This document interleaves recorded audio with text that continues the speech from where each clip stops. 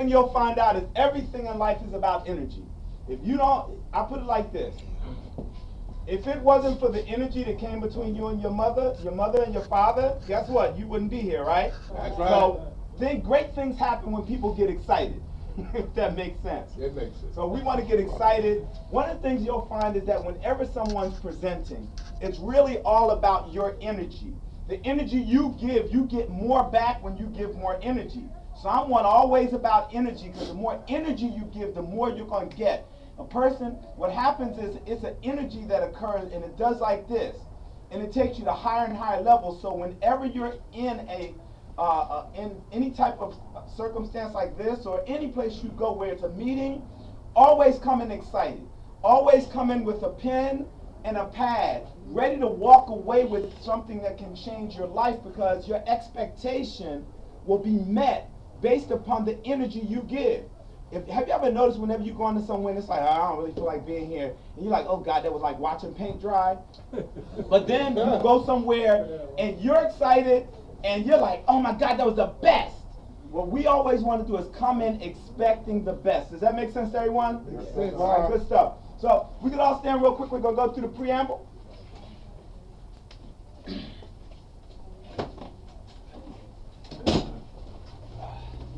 Unlike Chief Jawad, I'm going to actually probably read. I'm not going to go for you this time. All right. We the people. We the people of the Aboriginal Republic. Of the Aboriginal Republic of North America. Of North America. Asserting our natural Aboriginal rights. Asserting our natural Aboriginal rights. As the oldest recorded. As the oldest recorded. Aboriginal Indigenous people of the Americas. Aboriginal Indigenous people of America. Consisting of Aboriginal Indigenous and Aboriginal Union of Indigenous People. An Aboriginal Union of Indigenous people. Living in accord with natural law. Living in accord with natural law. The law of our ancestors. The law of our ancestors. Do hereby recognize all nationals. Recognize all nationals of the Aboriginal Republic of North America. Of the Aboriginal Republic of North America. As a unified community. As a unified community. Establishing our divine right. Establishing our divine right. To self-rule. To self-rule. A common defense of our nation. A common defense of our nation. A complete unified will. A complete unified will. For progress and prosperity. For progress and prosperity. By and for our people. By and for our people. Establishing justice. Establishing justice. By way of natural law. By way of natural law. And equality. And equality. And complete autonomy. And complete autonomy. As a nation. As a nation. Ashe. Ashe. All right, definitely appreciate everybody for coming today. You guys can go ahead and have a seat. Explain that, how we can get it. So, as you guys know, we're always, moving forward, doing different things to help take the nation to a higher level. Yes. So one of the things you'll note is that we actually have this available, Aboriginal Republic of North America. This is the Constitution, Natural Law Principles, Declaration of Independence for the Aboriginal Republic of North America. This particular book is available. It's $20. It gives you great information on, the actual, as we just read the preamble, it goes through the Constitution and talks about the laws, how we're set up as a government, the details concerning the areas of government, things of that nature. So just like you have, everybody went to school and you're familiar with the Constitution of the United States. Well, it's similar in that sense that it gives you the details so you can better understand how the laws run and work relative to Aboriginal Republic of North America. This right here is even if you're not part of the Aboriginal Republic of North America, it's a great read due to the fact that it helps you just understand how government is put together. If that makes sense. Yes, it so this week, of course, we have our chief, one of our chiefs, Chief Ali. An individual I have such a great deal of respect for. He literally took the burden of starting the Aboriginal Republic of North America on his shoulders. He began to work with different people throughout the nation to help them establish a way to interface with foreign jurisdictions based upon natural law relative to this land. Remember, we were here first. I don't know, for those of you that have never read the book, Africans were the first Americans. You can check with the front. I'm sure that they have it. But that's an amazing read that you should have in your library. One thing you always want to do is always have your library set up. You want to have information, because information leads to wisdom. The reason why I say information leads to wisdom, because if you don't take and apply the information, it's not wisdom. It's applied information creates wisdom, not just information itself. So we want to make sure that everyone, number one, has a book. Just in preparation, make sure that you're here next week. Invite some people out. We're going to be having some amazing information as well. We're going to have an economic guru coming through to share with you ways to create your own bank, meaning to raise your personal economy to another level.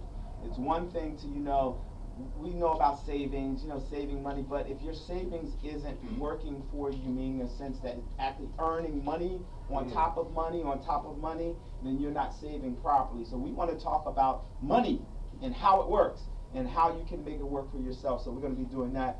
And so this week, make sure you have, everybody got a pen and pad? Everybody have paper? Okay, good stuff. Pens? All right, because one of the things we want to make sure is that you walk away with some amazing information on today. So you definitely want to make sure you're writing. Is that coming up? Oh, you know what? I took it out for a second. Oh, all right, good stuff. All right, so you have that. All right, so with that, without further ado, turn it over to Chief Ali. If we can all just stand and give him a round of applause just for everything. Y'all a round of applause. Peace, family. Peace. How's everyone doing today? Fantastic. Feeling good? Feeling good. Thinking good? Thinking good. Ah, great.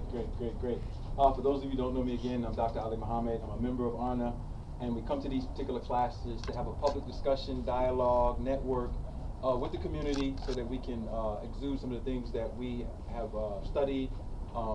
We primarily focus on law, economics, health, and our heritage, but we branch out into other areas as well. So the objective and the agenda is to inspire the brothers and sisters who come here to answer the questions for which they came to get answered. So a lot of what we do is tell you what we come for, but we also want you to interactively participate in the class. If I say something that's not clear, you can ask me to elaborate. If you have a question in the moment, you can raise your hand and then we'll stop and we'll answer that question. If you even have a comment that might just kind of add on to the fabric of the conversation, we welcome that. Because this is a study realm. We're here to enhance whatever knowledge that you already have, and of course you may be here to enhance us on areas that we don't know about. So feel free, feel comfortable about making the communication that you need to make. First thing I want to say is that, when we think about a setting like this, a setting where we had a black bookstore in the middle of a municipality in the United States of America, and we're sitting here usually talking about our heritage, our history, how to better do business, how to better shape our structures and organizations. Everything has a context. And the context that I always like to speak in is the context of cultures that have either had moments that are of similar nature at a different time, showing the cyclical nature of a certain pattern that's developing, or we can look at our current situation in a much more in-depth manner than we're used to looking at it. All right? And then, record that information into our minds and then go back and, filter through, okay, so what does this mean to me now? Once I've heard Brother Ali or Brother Troy or Jawad or Asim or Princess, what is this information, this new frequency of intelligence that I've come across? What does this mean to me now? How do I use that? So we have a vision, and we just read the vision. The vision is always a we. We want to do something, all right? We want to secure things. We have to recognize our current environment to do that effectively, all right? And we have to mature our vantage point. Right, we have to mature our vantage point about our current situation and the potential to move to any particular goal, maybe an individual goal, family goal, community goal. So I always like to start off with a hard dose of reality. All right. So the average human being, which is within the borders of the Atlantic Ocean and Pacific Ocean in this particular area, has been impacted by probably the most advanced social engineering maybe ever designed from the people who are practicing their particular design. We're talking about people of European descent or whatever words you want to use for them. They have a very intricate way of getting into your mind and then creating behavioral dynamics. Okay? The more we become familiar with our own space, the more we can become familiar whether we've been invaded or not.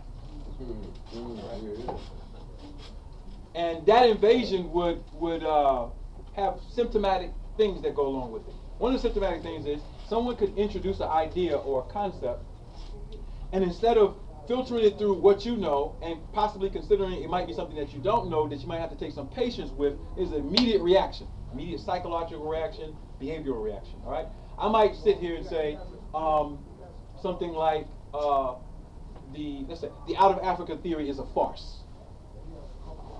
Of course, I would need to elaborate on it and give some cushion to it.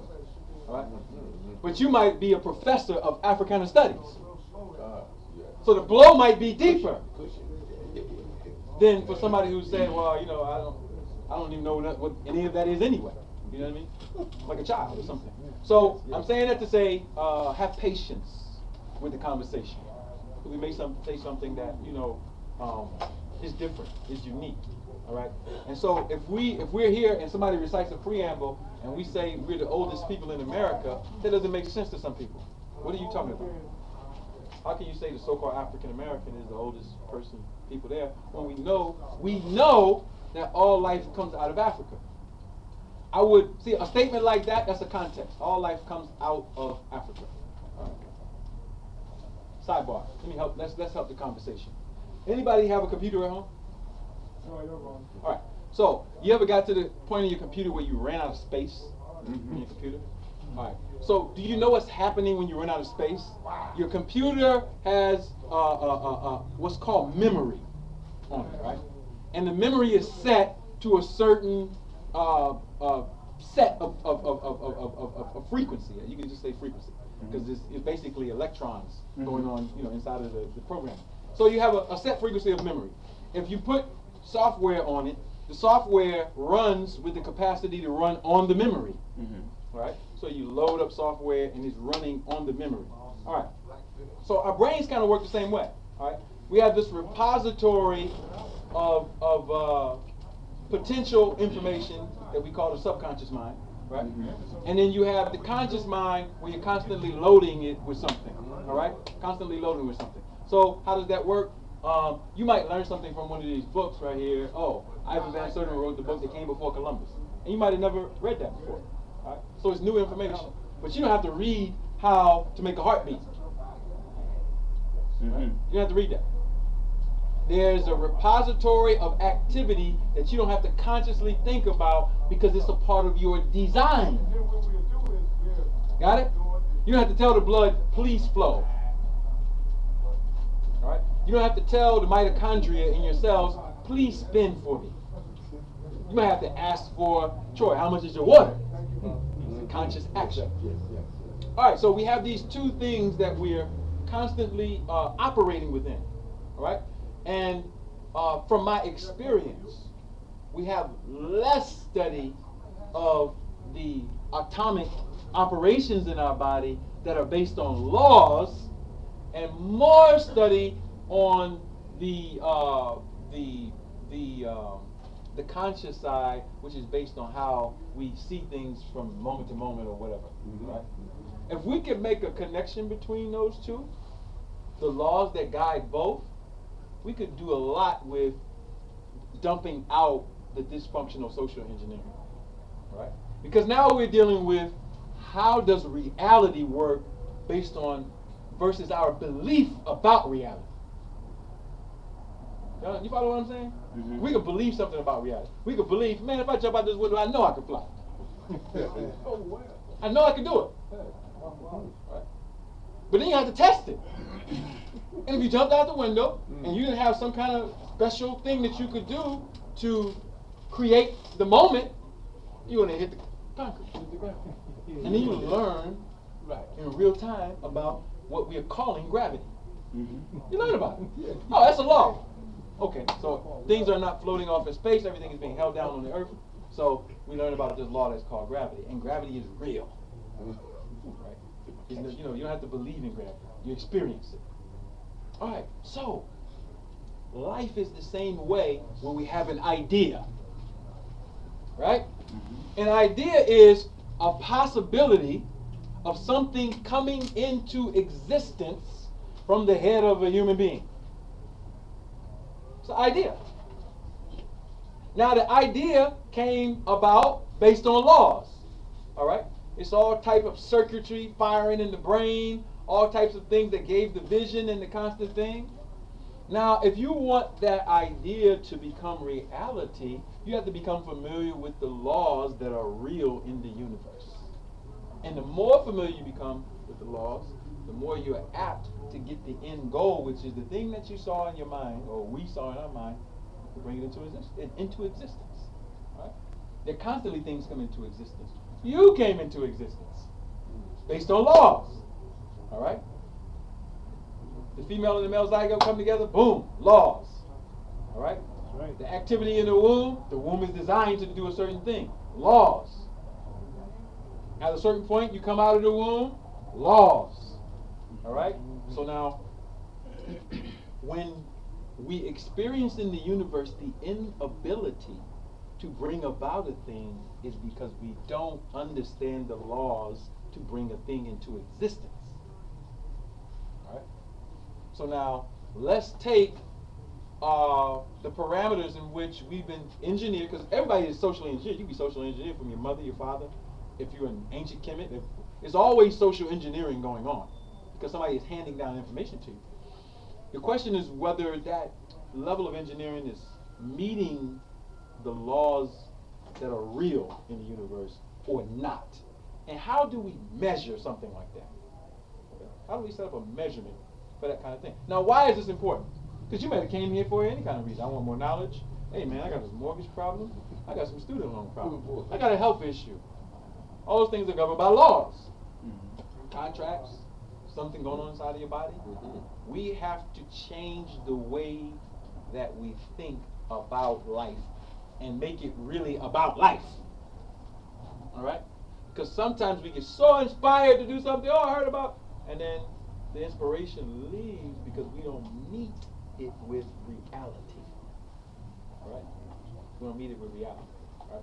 So, I'm saying that to say that beliefs are for children, all right, who need to have faith and confidence in people who are supposed to be more experienced in time on this orb that we live on to cater to their lack of an ability to kind of, meet their own needs. And then as they grow up in a culture where those needs are met, then they can become proficient. All right. So, belief. Belief, you can have belief in yourself and confidence. Most of our belief is in things that are adverse to our personal development. All right. Let's take a moment. Think about something that you believe right now that may not be well-founded. It could be anything. It could be about a relationship. It could be about a person who you think that likes you. It could be about what, a projection of finance that you're going to bring in. Just think about it for a minute. Take a moment. Just think about it. All right? Now, that particular thing that you're thinking about, if you have a goal attached to it, and the space between your goal being met and where you are now, what are you going to implement to get to the goal? What are you going to do? Usually human beings are going to go based on habits that they have already developed. All right? Pretty much, right? Unless they could get another habit to replace the habit to get to the goal. And usually people don't change habits until they see an indication that that habit can get them to the place that they want to get to. We're just pretty practical people. All right, so let's ask a question. Specifically to the indigenous people here, whatever names you want to use for us, Africans, black people, African Americans, Moors, or whatever you want to use, Aboriginals. It all applies. If we are in a current condition that we're in, right? You could be a part of the Nation of Islam, you could be the Black Panther Party, you could be a part of HARNA, you could be a part of any of these, and More Science Temple of America, Mexico, you could be a part of any of these, NAACP, I don't know. All right? Wherever you are giving your attention to, or have been giving your attention to, and this is like a microcosm of the larger macrocosm of our people. What have we been doing that is inefficient? Not just the complaining part, because we can complain a lot. Complaining is, That's I true. think it's crazy. Nobody wants to listen. Nobody wants to obey. Nobody wants to. No. What, as far as the formulas of habitual behavior, are we doing, and why? All right. Or what are the functional things you, I, as a group, are we doing to see a vision come into place? What are the functional things? All right. Those are questions that we can ask ourselves. What made the Honorable Marcus Mosiah Garvey so successful at spreading information to people at the time? We can look at him and his wife, Amy Jacques Garvey, or the circumstances of the time and see the desires of the people and kind of come up with some formulas and say, okay, it was time for that to happen. All right? And it took work to make it happen, right? Or we can go to the Most Honorable Elijah Muhammad and see, all the great works and the structures and the things that were built at the time. These people use formulas. They use a certain type of psychosis to generate first inspiration in human beings, which is the first level of getting to group goals. People have to be inspired to get to the goals. There's certain things in particular that take away from inspiration, and there's certain things in particular that add to inspiration. There are certain things that allow someone to exude confidence, and there are certain things that allow someone to exude shame and lack of confidence. All right. So now look at yourself. All right. Are you more confident or are you more ashamed? What are the driving factors, right, of those particular things? Do you feel like you're accomplishing what you want in your life or not? What are the driving factors of those particular things? All right. The conversation in our community must be that kind of intensity. You know what I mean? Not intense in the sense of stress intensity, but intensity in terms of depth. The depth of our conversations. All right? Because again, if I come to you and say, oh, the out of Africa theory is bogus. If I say evolution is a farce, if we say, anything that might be different than what you thought, then we have to evaluate those things based on laws. All right. So, right now today's Sunday, right, October 25th, allegedly 2015, whatever that means. All that stuff means. And a lot of our people are in church, right? They're in church because of belief. All right. But you ever study why people do things? Don't you know that the average person in church intricately is not interested in Jesus? If you observe them and have conversations with them. Have you ever been in love with something? Right? Ever been in love with something? Or interested in something? Let's say you're interested in this book. Man, I can't put it down. It's just so it's wonderful. I love that book. I read it every.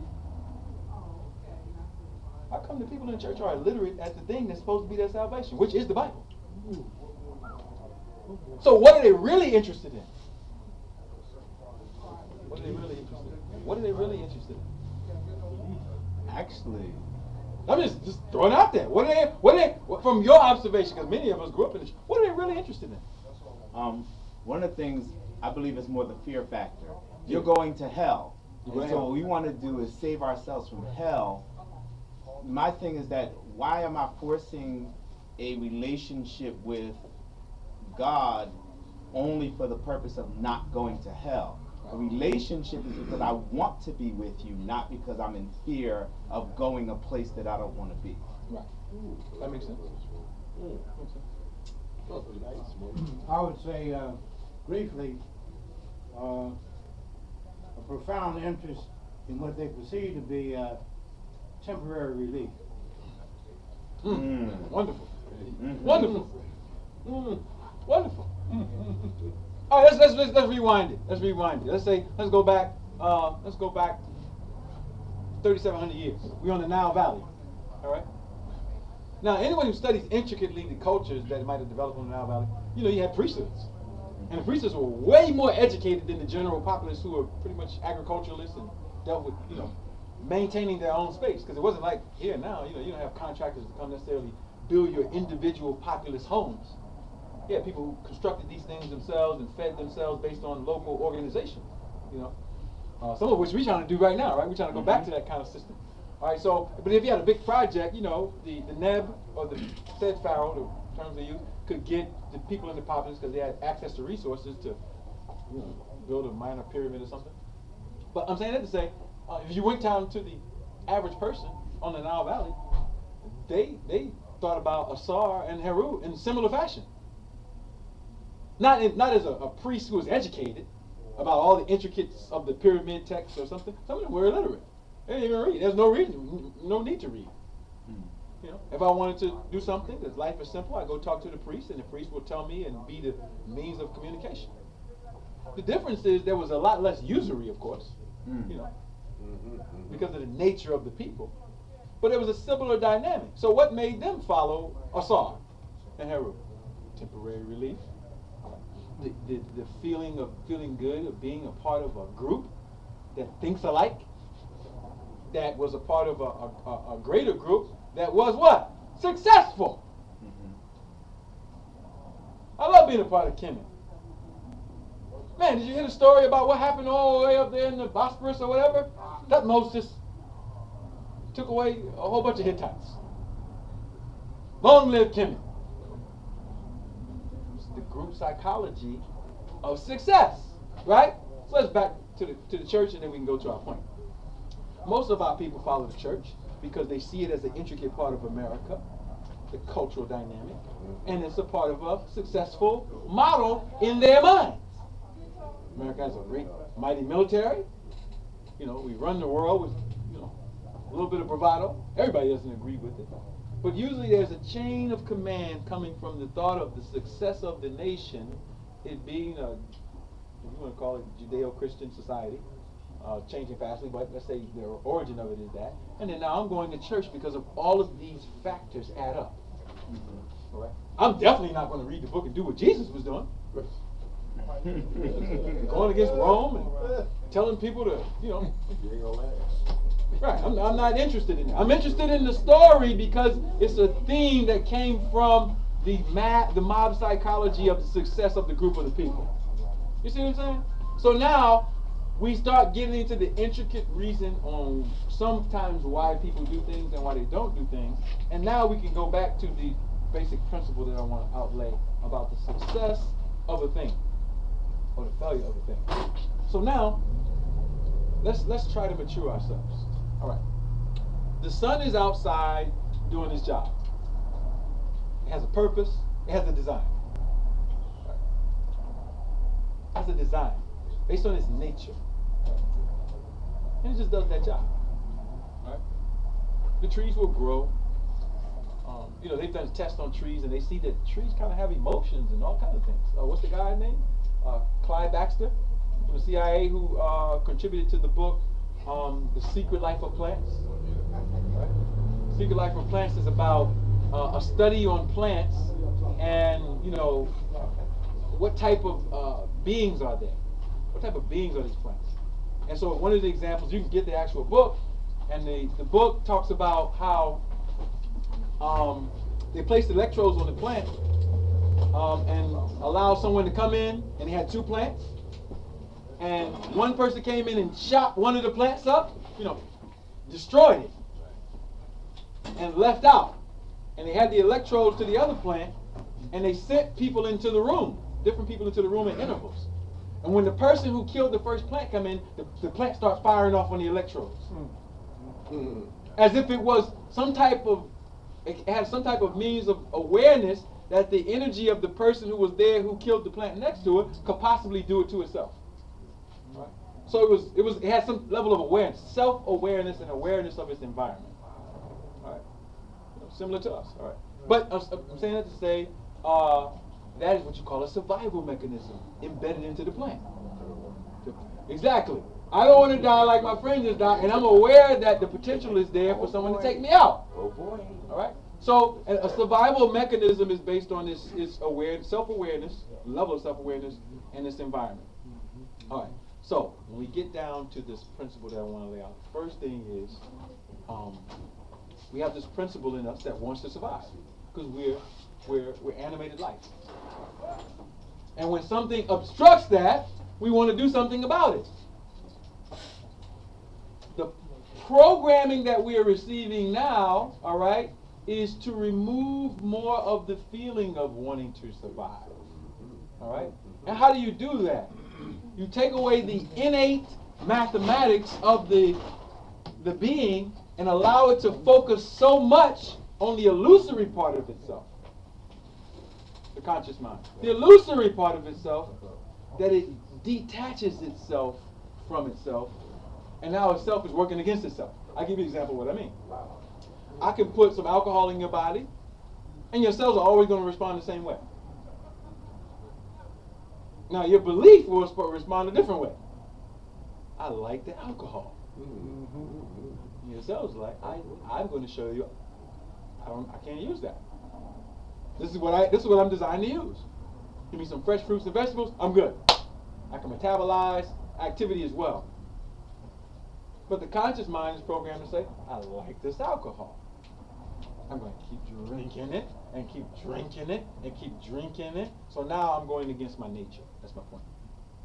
Right? So I have a survival mechanism that's still present, but the conscious mind that we're calling the conscious mind can now program me away from my nature. So there's a whole study on the psychology of human beings. How many people know Sigmund Freud? Ever read any book from Sigmund Freud? Okay. How many people have ever studied a psychologist called Jung, or read any materials? Carl Jung. Yeah. Yeah, he's a 20th century psychologist, very famous, like Sigmund Freud. All right. If you study Carl Jung, in 1916 he wrote a set of papers, right?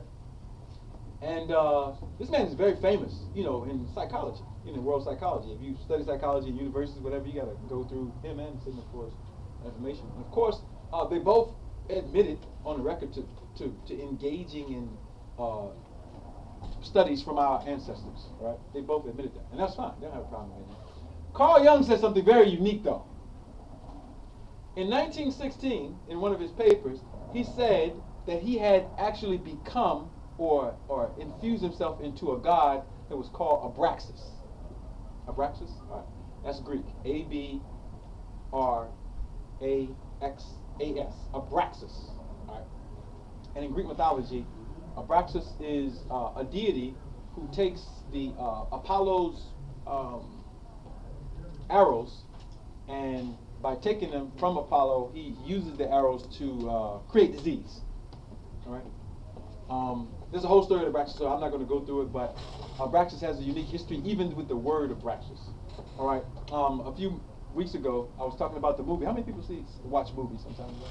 There's a movie called Jupiter Ascending. You ever see that? All right, it's probably on Netflix now and Hulu or whatever terms if you got access to those things. All right. Jupiter Ascending was a movie that came out, I think, last year. In the regular box office movie. And the movie is about families that are colonizing different planets. All right. And the thesis is that life didn't start on Earth; it started on another planet. All right. And that this family is colonizing these planets. And the family, if you watch the first scene, is called the House of Abraxas. Okay.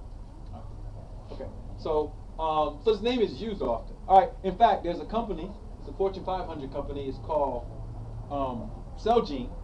Celgene is a Fortune 500 company that is known for organ regeneration.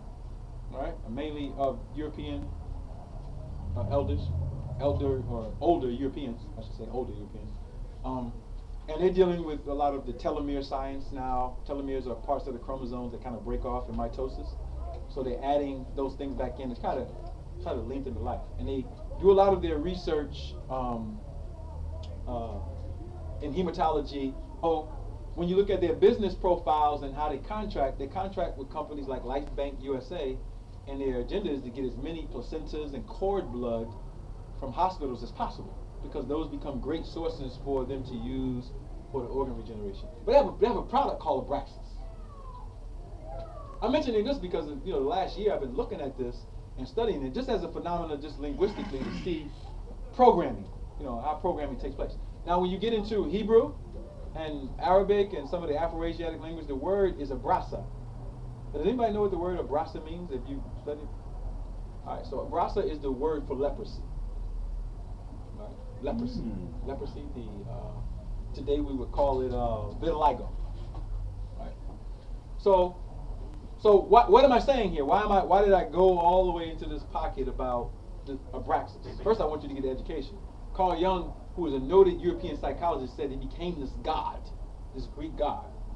And a lot of the proliferation of the psychological foundation of psychology, where people are learning psychology in school, they're coming from some of his work.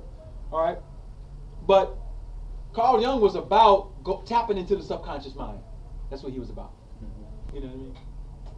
That's what psychology is. It's about studying the mind and studying the different aspects of the mind. So it's my thesis that he only tapped into what he really is. Right? He's leprosy. Or vitiligo, or whatever you want to call it. Extreme case.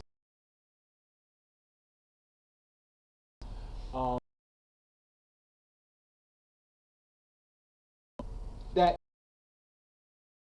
nature on an organism. Now I'm talking about classically what we call the white race. We'll get more defined definition for you. But we're talking about the white race and their subconscious behavior. All right? So an acute study of some of the studies that I engage in with melanin sciences, biomedical applications, etc., even the pharmaceutical industry. And what you'll find out is that in order for a medication to be efficient, all right, it has to neutralize carbon compounds, specifically carbon and oxygen compounds. Right? Most of what we're calling melanin. All right? Neutralizing melanin is a very efficient part of pharmacology. All right? And it's because of some of the things that we talked about in the past. When we think about immunity for African people or indigenous people or Moors or all the names we want to call ourselves. Immunity is based on the carbon and oxygen compounds in the body.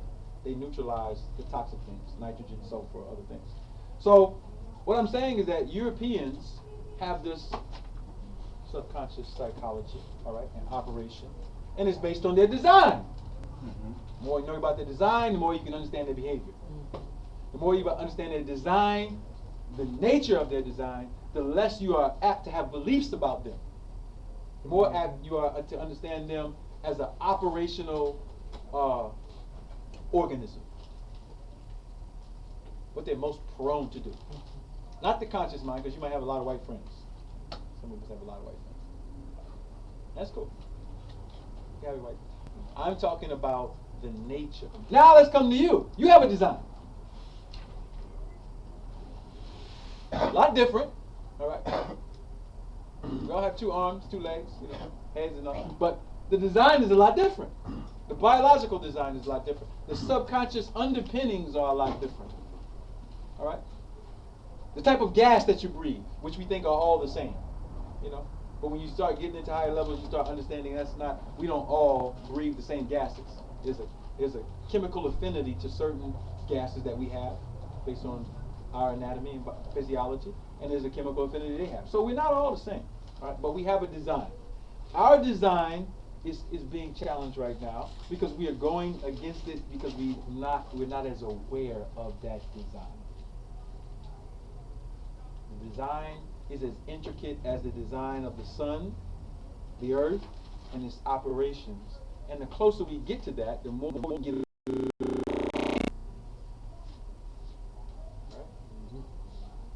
And when we move into that direction, all of the teachers that we have seen, if we had any good ones, the sisters and the brothers, who kind of taught us close to that design, you saw more success. Out of those particular teachers, the ideologies were more success because they were closer to how we are by nature. That's what I want to get to.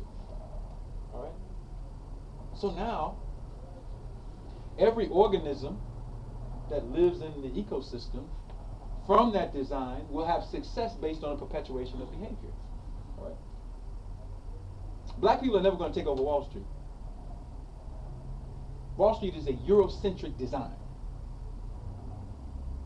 that they are more apt to be successful at because it flows from their nature. The whole concept of Wall Street is based on the concept of securitization, which is a fancy word for being an economic parasite. It's a very fancy word. You know, all the pipes and the futures and all the terminology that is thrown around, you know, that we get real excited about when we go to school and get our PhDs if we're professors, or, you know, we get into the business of funds and all the other things that we get real glamored by that. You ever seen a black person who's glamored by white people? Of course. How they talk, you know, how they stand, how they, you know, all the education that they have. Whatever. And some of us, you know, in their mind, they achieve success, you know, limited success in that area. You might be a billionaire, multimillionaire, whatever. But you're not coming to take nothing over as a group. Mm-hmm. All right? Mm-hmm. Not that, because that's not your design. Okay? And some people, if they were listening to me, they would say, you're teaching a defeatist psychology. Mm-hmm. No, I'm not. I welcome you to participate in that paradigm and become as successful as you want and desire. No problem with that. If you want to go make some money with that, I'm not against that. However, I just happen to be for something. You follow me? I happen to be for something for a particular purpose, and I'm not really willing to render that astray for, you know. And that for something that I'm for is us practicing our nature to have optimal success. That's what I'm for.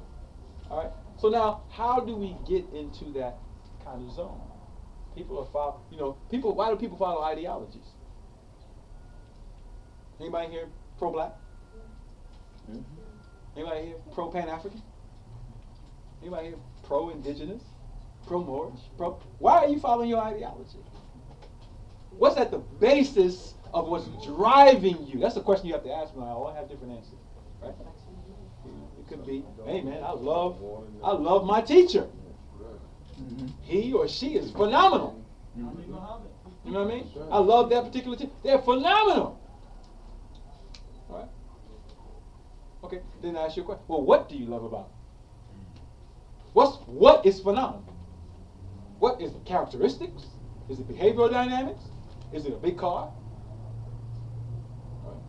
What is something they driving? Like, what are they? We all have different answers for that. All right. So what we want to do is go to the core nature of things. And when we go to the core nature of things with a system, then we can get success. If we are not getting success, it's because it could be, as they say in the streets, fugazi. It could be fake. It's unique, you know, as a person who supports Pan-African thought, and when you look at the drift of the ideology over time and what it's become, and you ask yourself what's guiding it are a lot of Eurocentric paradigms, necessities that are believed that are necessary to create whatever is needed to be created. All right? Which creates all kind of dynamics. All right, let's look at Muammar Gaddafi. Anybody know Muammar Gaddafi? He was the leader of Libya. Where is he right now? Dead. Oh, he's dead. Dead. He's dead. All right. This was a man who was pro-African, all right, a Pan-Africanist, someone who took the resources of what he had positioned to and the people that he worked with as a leader of to, you know, fulfill the destiny of what he thought as an ideology that was good for Africans. You know, he supported all kind of projects. RASCOM, which is the satellite communications network that they were working on, developing banks so that Africa would not be as dependent on the IMF and other institutions. How many African leaders came to his military support when he was invaded? Which is interesting. It's an interesting dynamic. Anybody ever been left by people? Mm-hmm. Like, oh, I thought I had a whole team. I had a whole squad. Where everybody go? So what was holding them together? Or did they just like his money? Thank you. Right. Yep. Now, let's go a little bit deeper below that. Mm-hmm. Beyond that. All right? How would you know who was with him? Let me ask you another one. how would you, in the seat, know how people reacted to that? Because everybody just in here just said nobody came to his aid. That's right. How do you know that? You got to. I just gave you an assumption and you took it. Actually, we don't know. Right. Yeah, one So day. the truth is, I did a radio show after he was there, and I mean, this is just sifting through international news. There were at least 17 militia groups in various countries that he funded that supported movement into Libya to fight against the people who had invaded. At least 17 movements in different African countries. So there was. So that's the point. There might have not been leaders necessarily. I didn't see any that stood up and said, you know, I'm coming to send support. But the people who he had funded against, you know, Western and NATO, they're still there fighting, brothers and sisters. They didn't go off with BBC. They're literally still there fighting right now. One of the things that occurs is that because our medias are controlled Right. by another group of people that don't have our best interests in mind, we wouldn't know because of the fact that they make sure they dumb down those things that are occurring. Like for instance, you were talking earlier about, you know, the whole studies that they do.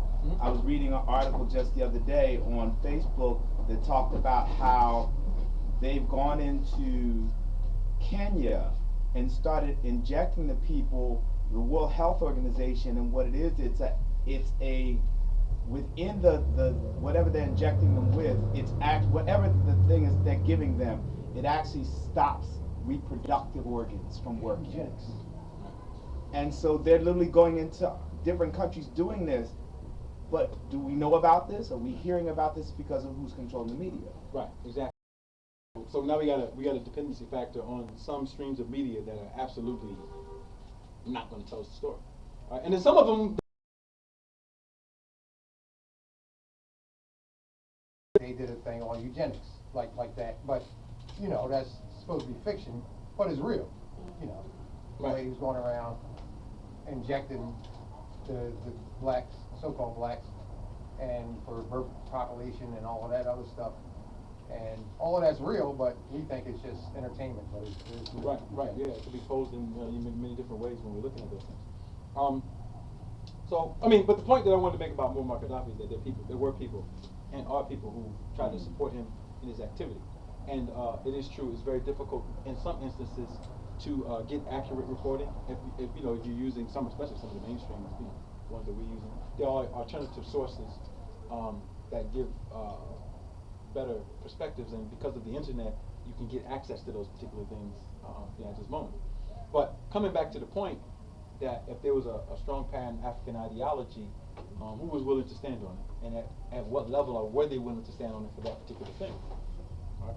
So obviously there were levels of fear and other things that were apparent because, you know, maybe the leader was thinking, oh, that could be my country next.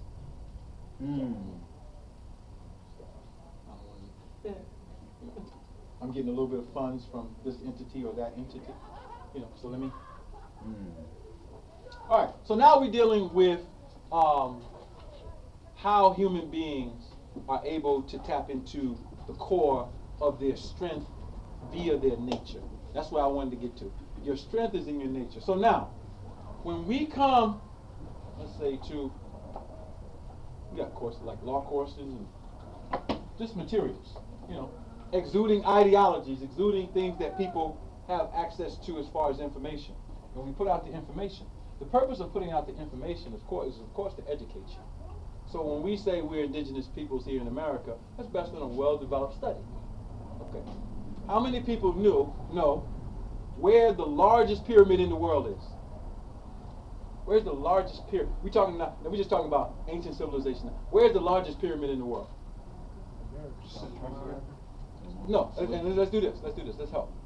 If you don't know, just say, oh, I don't know. If you do know, then you can, you know, elaborate and say, oh, it's here. And this is according to the best information that we have at this point. Maybe Central America. Central America? Where? One's been found in Guatemala. That's bigger than Geezer, bigger than it's bigger. Okay. It's still in the forest. It hasn't been. It's quotes. Okay, so you're talking about the pyramid of El Mirador. Yep. Yep. Say it again. Where is it? It's actually not in Guatemala. It's in Honduras. Oh, Honduras. Sorry, it's in the jungle. Yeah, it's in the jungles of Honduras. Yeah. Yeah. So that is Central America, the lower part of Mexico. All right. Anybody else? That's one potential. That's the only one I know too. Okay.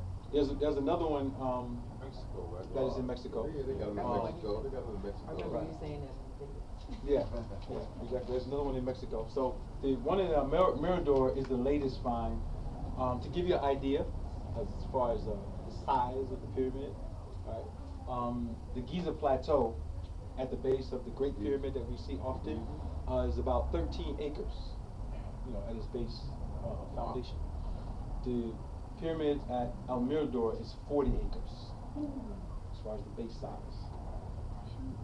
The pyramid, yeah, it's 40 acres. 40? Yeah, it's 40 acres. Oh, but it's in the jungle. Yeah. So now it looks like a little mountain. Mhm.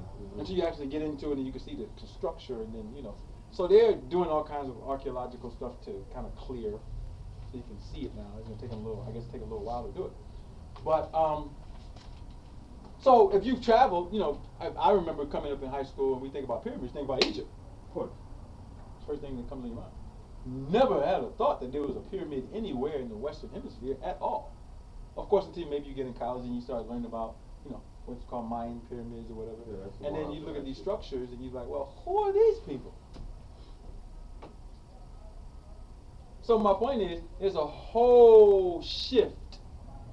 When you get colonized, you get broken from your traditions. Mhm. Right? That's your memory bank, right? You're broken from your traditions. And now the world is shaped and molded for the political benefit of a group of people. And they simply, we're talking about this right now, they shape institutions for their good. All of them. From the school to how you deal with your trash to how you marry. All of those institutions now are shaped by who? The God that's ruling over you. Let's use some spooky words so we can really get to you.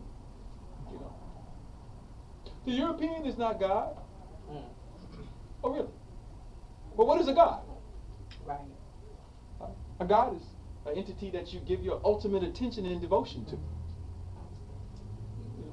We call, in religion, we call the word attention worship. You know, same word.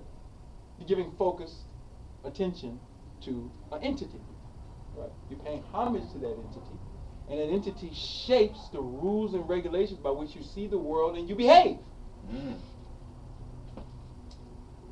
Right. So before we go off to Amun Ra, and Allah, and Yahweh, and the Great Spirit, and all of these others, and the God, the aliens, or whatever new thing is out, or whatever it is, right? Let's recognize energy being directed into a certain reservoir. Right? I believe in some religions they call that idol worship. Right? if it's not the power in the universe that's moving planets and stars and all those other things, you know, some of the ancient people that studied real good, and they said, well, wow, this is phenomenal. We can actually study this thing and see, you know, what is a superior force to a less superior force. You know, some of the people, well, you know, at my little altar right here, I'm going to give mine to this stone. And, you know, some people say, well, look, watch what I do to your stone. Your God is dead now. That was the verse in the Quran that Abraham is talking to one of his elders. He said, well, your God can't speak. He can't see. He can't do any of these things that I can do. Hey, well, maybe I'm the God. He didn't say that, but, you know, he was giving the inference. Like, are you really thinking about what you're doing? So, my point is, let's think about what we're doing. Let's think about what we're doing, right? And where we're directing energy, and where we can direct energy. That's our project, right? That's our project. So now, give credit to the European. You ever been in a fight and somebody hit you pretty hard? And you said, wow, this is a fair fight. I'm not getting jumped. He got me. He got me. You don't leave the fight saying, oh man, you know, he cheated. You know how we like to do with white people? We say, they're cheating. Well, what exactly are they cheating? Because this is an internal conversation now. You know, we can have this.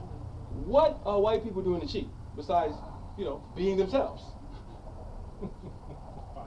You listen. Check this out. You want them to be not themselves to your benefit. That is not reality, right? So what it raises is a complaint. And usually when you file a complaint against somebody in the court, it's because y'all both follow the same law. You know, there's a constitution in the state or something, and we all got to follow it. So if you violate me, since we have a common value system, I can file a complaint against you to get justice. So now we start believing in things. The law is in this book. See, look, Arnold has a constitution. He wrote it for what? So we can have a common value system. But then we say right in the preamble, natural law. Right. All right. In some ways, you have to violate natural law to make this book. It's a tree. Some trees out there like, yo, can y'all chill out? You know, we in a common circumstance, we want to share materials, you know, with people. But, you know, what about that tree? All right, so we're adjusting to a relative environment to give a communication. But this is not the law. This is the best that we can do at this moment to extract, to socially organize people to carry out some activity that we see as a common goal. But the law, right, is out here in the real space of time and reality, which says that, oh, well, white people aren't cheating. Well, they're wrong for doing what they. Well, are they really wrong? They're wrong to you because you're insured. To them, they're like, you ever seen them when the stock market opens? Why is everybody clapping at the beginning? They're happy as hell. They're moving all kinds of stuff, even us. You know, our bonds and other stuff is attached. So my point is, let's stop being childish about the nature of things in the universe and deal with reality. Because now, by the time you get to dealing with reality, you say, oh, okay, now I have to adjust my behavioral dynamic. All right? So now, I actually came to talk about ancient American civilizations today. But something just switched me at the last moment. Like, I got a whole PowerPoint right now. Listen, your design, all right? So if you're the melanin dominant people, or the first people here, you came about as far as we could see through some natural processes, that means you should be studying the natural processes as your design to implement whatever it is that you're doing. All right. Whatever it is that you're doing. All right. I don't think it's a natural process to have the most beautiful women on the planet and you jumping over to something that looks kind of moldy. Come on, it doesn't feel like a natural process to me. Come on, what's natural about that? Come on, beloved. Come on. Meanwhile, look, check this out. Meanwhile, the opposite party is recognizing the wealth of your women. Exactly. By extracting all of the wealth in all of the means that they extracted. Yep. You know, oh great, she makes this one. Look at the arterial network in this placenta. Man, this bad boy is gonna make me a whole bunch of money. You vitalize my race. Exactly. So they're recognizing reality. Look at the reality. So my point is, when the people become defeated like we are, the people who have defeated them as groups and social organizations are usually practicing the thing that the people think that they're not. All right? The Europeans are practicing their nature. That's what you need to understand. All right? These other groups are practicing. They come into your community. They want to feed their families, and they want to feed them at the extent of however they want to feed them. So now, here we go. The Honorable Elijah Muhammad said something very interesting as far as a law of nature. He said that when black people, go through an experience like we go through, the will for the change to occur amongst the people goes into the minds and the thoughts of the people. And as the women give birth to children, the children come out to meet the need. That's a wonderful law. Yeah. You see what I'm saying? That's a self-checking mechanism to say, oh, I want some change to come place. I could give birth to the change. So now, if we're born at this particular time, most of us, and we're in this kind of setting, we're born to approach that particular type of change. All right. So let's ask ourselves again, what are we doing to meet that? What's the level of foreign intelligence that has taken over us? How do we measure that? Black women, are you trying to look like white women? Why? Why would you do that? What would be the catalyst for you to do that? All right? Or the behavioral dynamic. Are we following after Europeans in what we do? How we set up our organizations. A lot of times when you set up organizations based on belief, you have to watch the leadership because they're there to parasite off. If it's not a natural law standard there, you know what I mean? And you can usually tell. You know what I mean? They're indicators. All right. The indicators are they only go so far. There's a barrier there.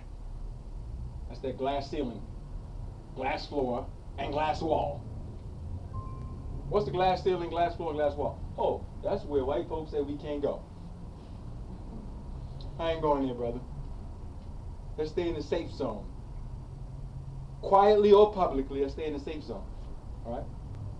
Or let's just break it down just generally. How do we treat each other?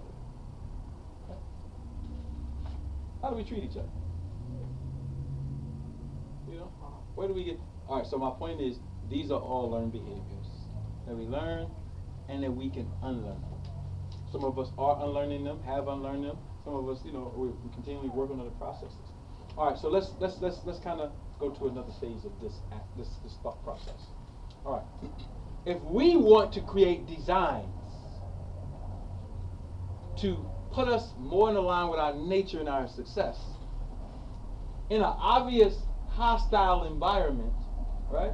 Hostile meaning there are people now who are watching us who have become aware, they know a little bit about our history, they know a little bit about our design, all right? And they're like, yo, we need you sleep, not awake. Mm-hmm. We need you sleep. Sleeping most of the time is going to be of great benefit to us. Waking up is not. So what do awake and alive black people actually look like? Indigenous people. What do we look like when we're awake? What do we do? Anybody in here awake?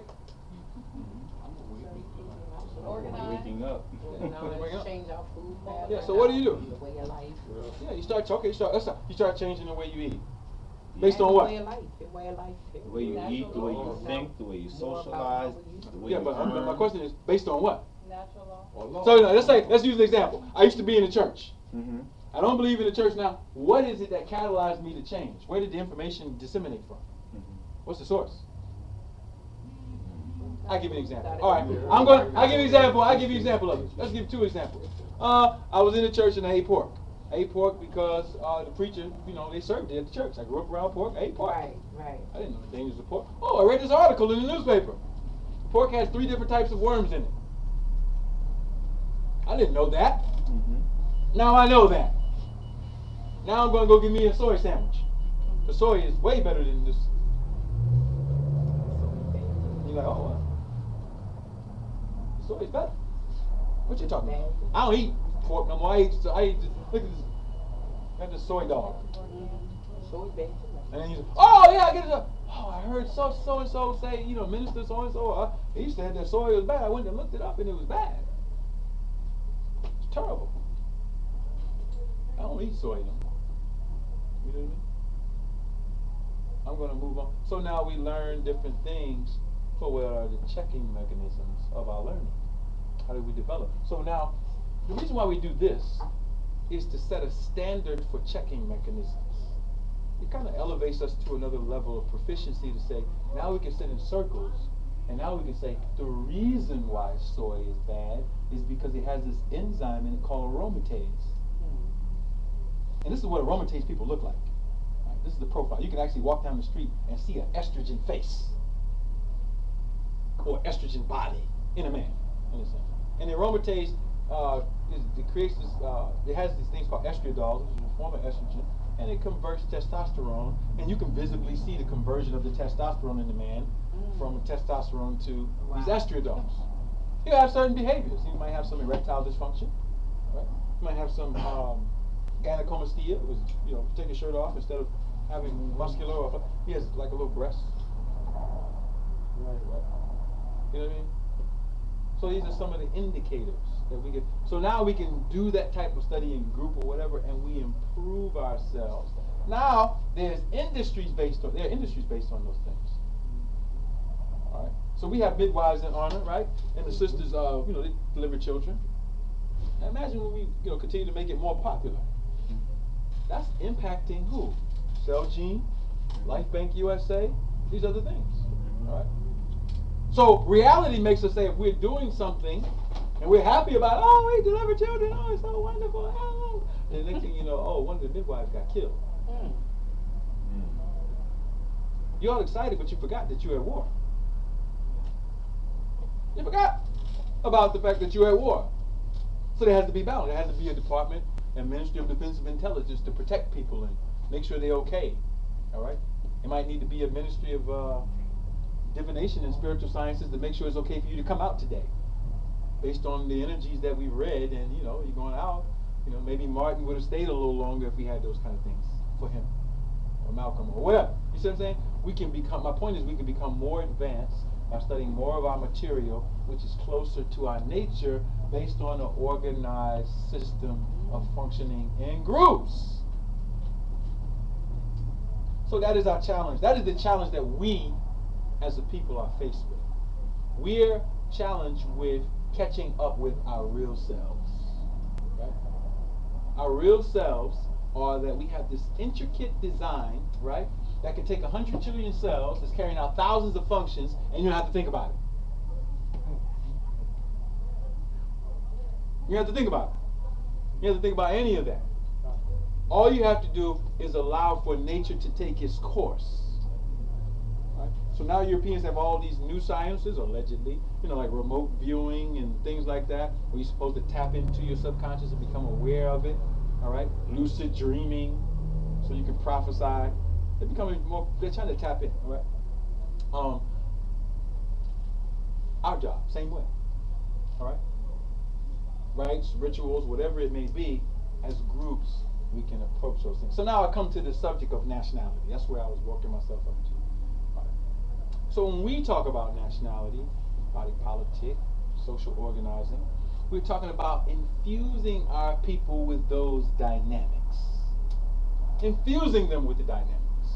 What dynamics are we talking about? We're talking about natural law dynamics that open them up to the repository of their real power.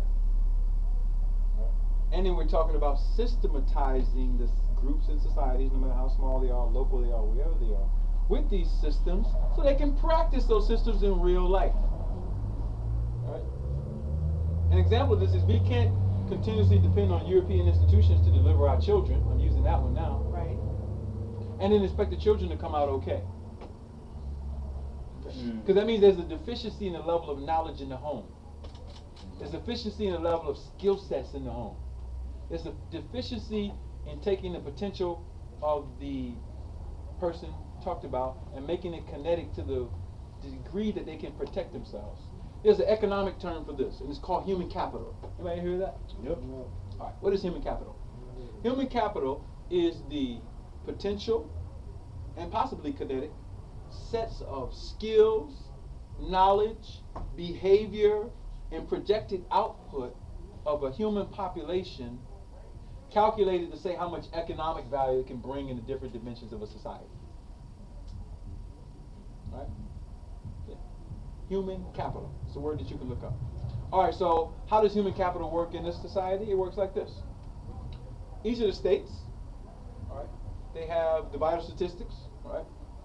And the vital statistics is connected to the state governments, and the state governments, whenever a child is born, produce a written contract for the mother, okay? Mother signs that contract, and they get issued a security certificate. We call it a birth certificate, right?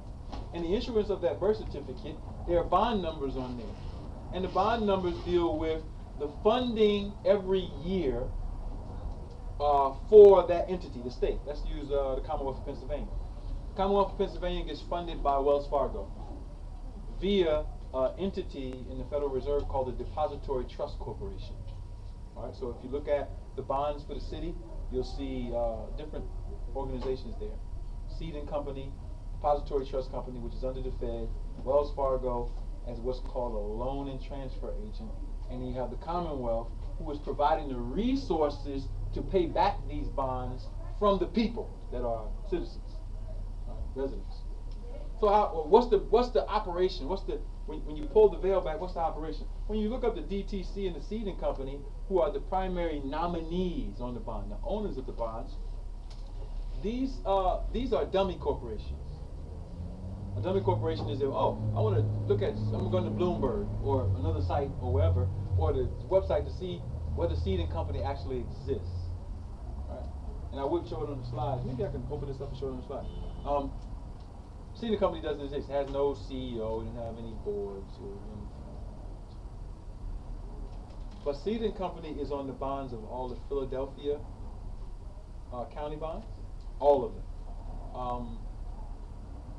The Commonwealth of Pennsylvania bonds, all of them. Every one of the 50 states, all of them. Who is Seed and Company? Seed and Company is the New York Stock Exchange's top capital companies that own 40% of the world's wealth. Of the world. Yeah. 40% of the world's wealth. What industries are they in? They're in the energy industry, right? They're in the mortgage industry, right?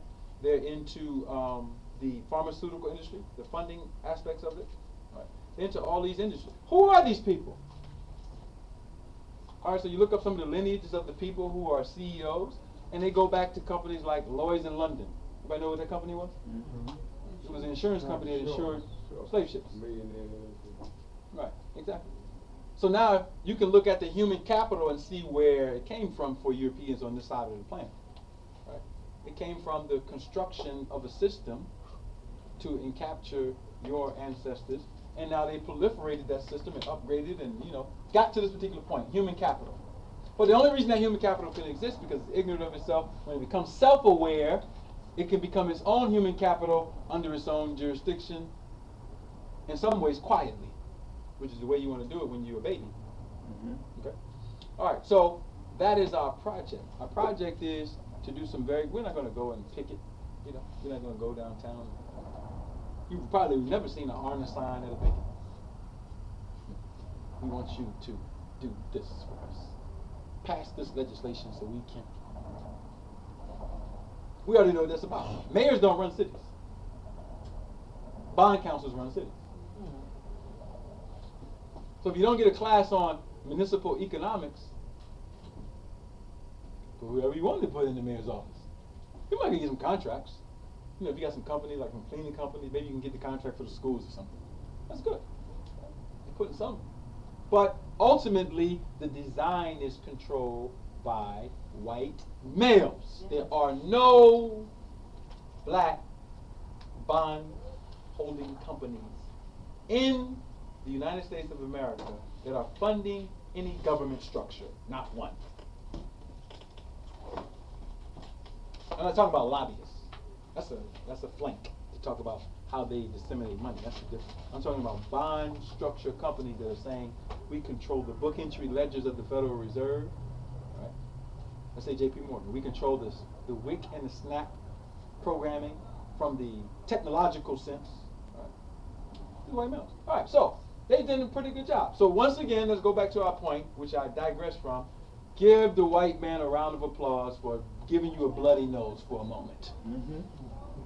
It could be a silent pop, 'cause I know you're upset about that. So now you're here, right? You become self-aware of those things, And let's say you're implementing strategy. You open up, let's say you open up some bank accounts. We showed you some things, how to keep some of these parasites off you, IRS and other entities, right? Using some structure. So if people have those problems, we can give you some remedy, all right?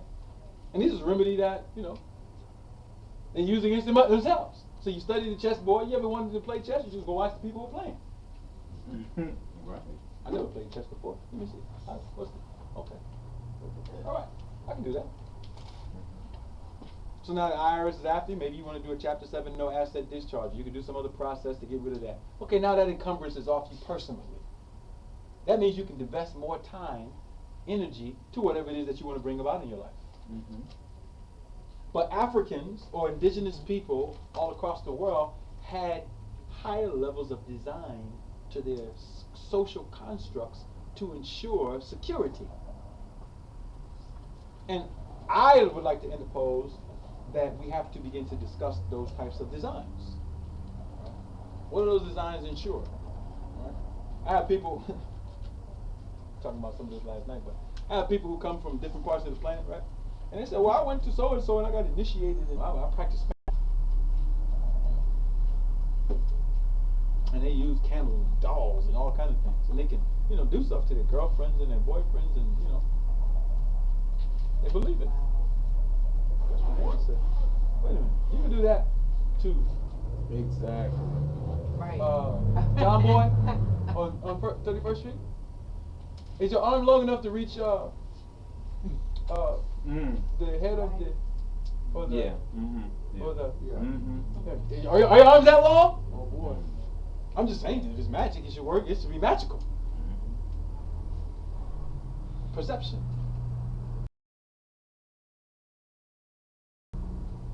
So we can be inside of something that we think is conscious and still be guided by fear. Right? Or we don't understand the rules to the game.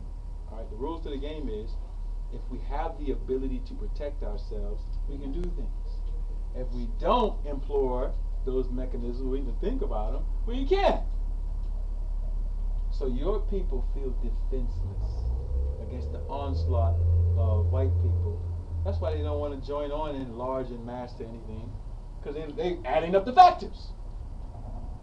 So until our people get critical masses of people on this continent and other continents that can, in secret, come up with measures, and some of them are doing some of that, but come up with measures to protect and defend ourselves as people, the masses of the people will stay in fear and stay on the eugenics operation. They're going to stay in it.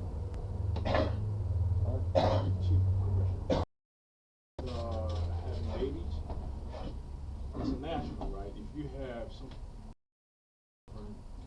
they're not a national, of course, so they're operating under their corporate structure, but they want to have a baby.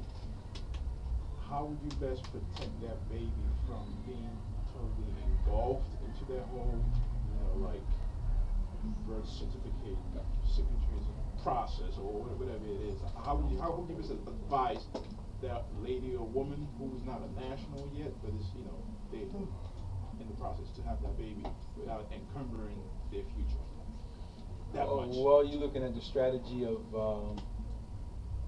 it's an interesting moment in time, because now you have an activity that is already catalyzed. Right. So you're moving, and when from my observation, when women are moving with that type of thing, they have specific focuses, and some of them are not birth certificates. Some of them are the resources to care for the thing that's growing in them. So, Health insurance. yeah, whatever it is, all the dynamics are usually finance surrounding that idea and what they're going to do for themselves to cater. So I'm saying that to say,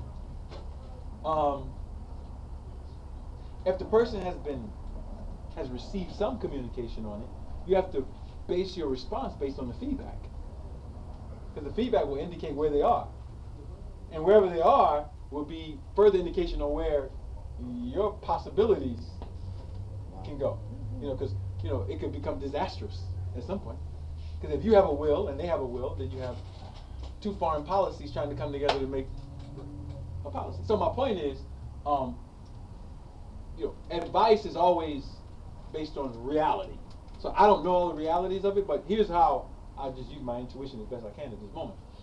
If a woman has been impregnated and she doesn't know about some of those things, the most efficient means and measures that I've witnessed myself is that if there are other women who can kind of talk to her about those things, who she has some level of trust for or can build some level of trust, it's a much more comfortable type of conversation, right? Because she's in a certain state in gestating a child, right? And the feminine energy is usually more, do more work with pliability of moving her in a direction of thought, all right? So maybe elder women, like Mother Okosa or Alisa Bree, all right, she runs the International Locks Conference, she does the Maya Healing Circle, she's online, you just, Okosa Sabri, she's a good person to highlight. Some of the other midwives, Asasia or Sister, oh my God, huh? No, not Abundance. She's gonna kill me for forgetting her name. Lord have mercy. The presentation. Yeah. Yeah. All of my sisters who are midwives. My brain is not functioning right now. I don't know what part she's in, but it's shut down for the moment. But we have a lot of midwives locally, who, and if you come to me in private, I can pass the information so you can contact, because that's a good start. Because then you're gonna gauge based on her behavior towards that whether that's a possibility. She's pliable too. Okay, yeah, so that works. So now, if she is pliable and she's moving in that direction, then now the thing about it is giving her the resource. Meaning, connecting with one of these midwives, because they can give in detail, like, okay, these are the things, where are you at? You're at 3 months, you're at 2 months, you're at 6 months, where are you? These are the things that you need to do based on where you're at. All right? We can help run some tests on you, see how your body is functioning. And then, yeah, we can move you into a direction of, okay, do you want to try to do a natural home birth? Is something that you're thinking about? If you're still thinking about the hospital because of security, do you want assistance in the hospital? Because the sisters do offer that. They offer, on-site assistance where they can be there as doulas or, midwife assistants to say, okay, well, we'll go to the hospital with you, just to ensure that your rights are protected. So everything is about confidence and trust. Because if you can build a confidence and trust that someone will be there, whether you're in a hospital or whether you're at home, then it's more likely they'll listen to the education of, well, there are alternative documents that you can use to this birth certificate. You can use affidavit of birth or baptismal record, and if you want to carry out business, you'll still be able to carry out the business that you need to carry out with using these as lawful or legal documents. And the reason why you might want to consider these things is because this document kind of represents this narrative. If DHS or someone wants to step in for some reason, then that document gives them the jurisdiction to step in, as opposed to you taking a different path, and you can reduce, having that entity interface with you. So it needs I guess, a legal explanation. Maybe a jurist can explain. One of us can explain it to her, like, give her that. Or the sisters, I do education with the midwives on the documentary procedure, so that they can give some basic, advice to them without knowing all the technicals, but the basic premises. So those are your 3 best options. Sister Abba pulled it up. Sasia or Mother Koswa at this moment immediately in Arna. If there's people outside, I can't speak for them, And you would want to first let them talk to her about what she wants, her birth plan. If you want to go to the hospital, She doesn't go to the hospital. She wants to go to the hospital. Yeah, we know the hospital. Okay. Do you suspect that it's based on fear? No, Or it's just just based on what's common practice? available. Okay. All right. So have you talked about the alternative to things, and then what was the response when you did? I'm in the process right now. Oh, you're in the process. It Like you hasn't said- been introduced. Like you said, it's a trusted thing going on. Okay. They want to trust you. And Okay. you're right. Yeah. But I just want to get more information on what you said, so I can pass it over to her. So Right. She can make the move. So they can talk to a woman. Yeah. So I'm willing to, provide you with those contacts, and I can do that for you.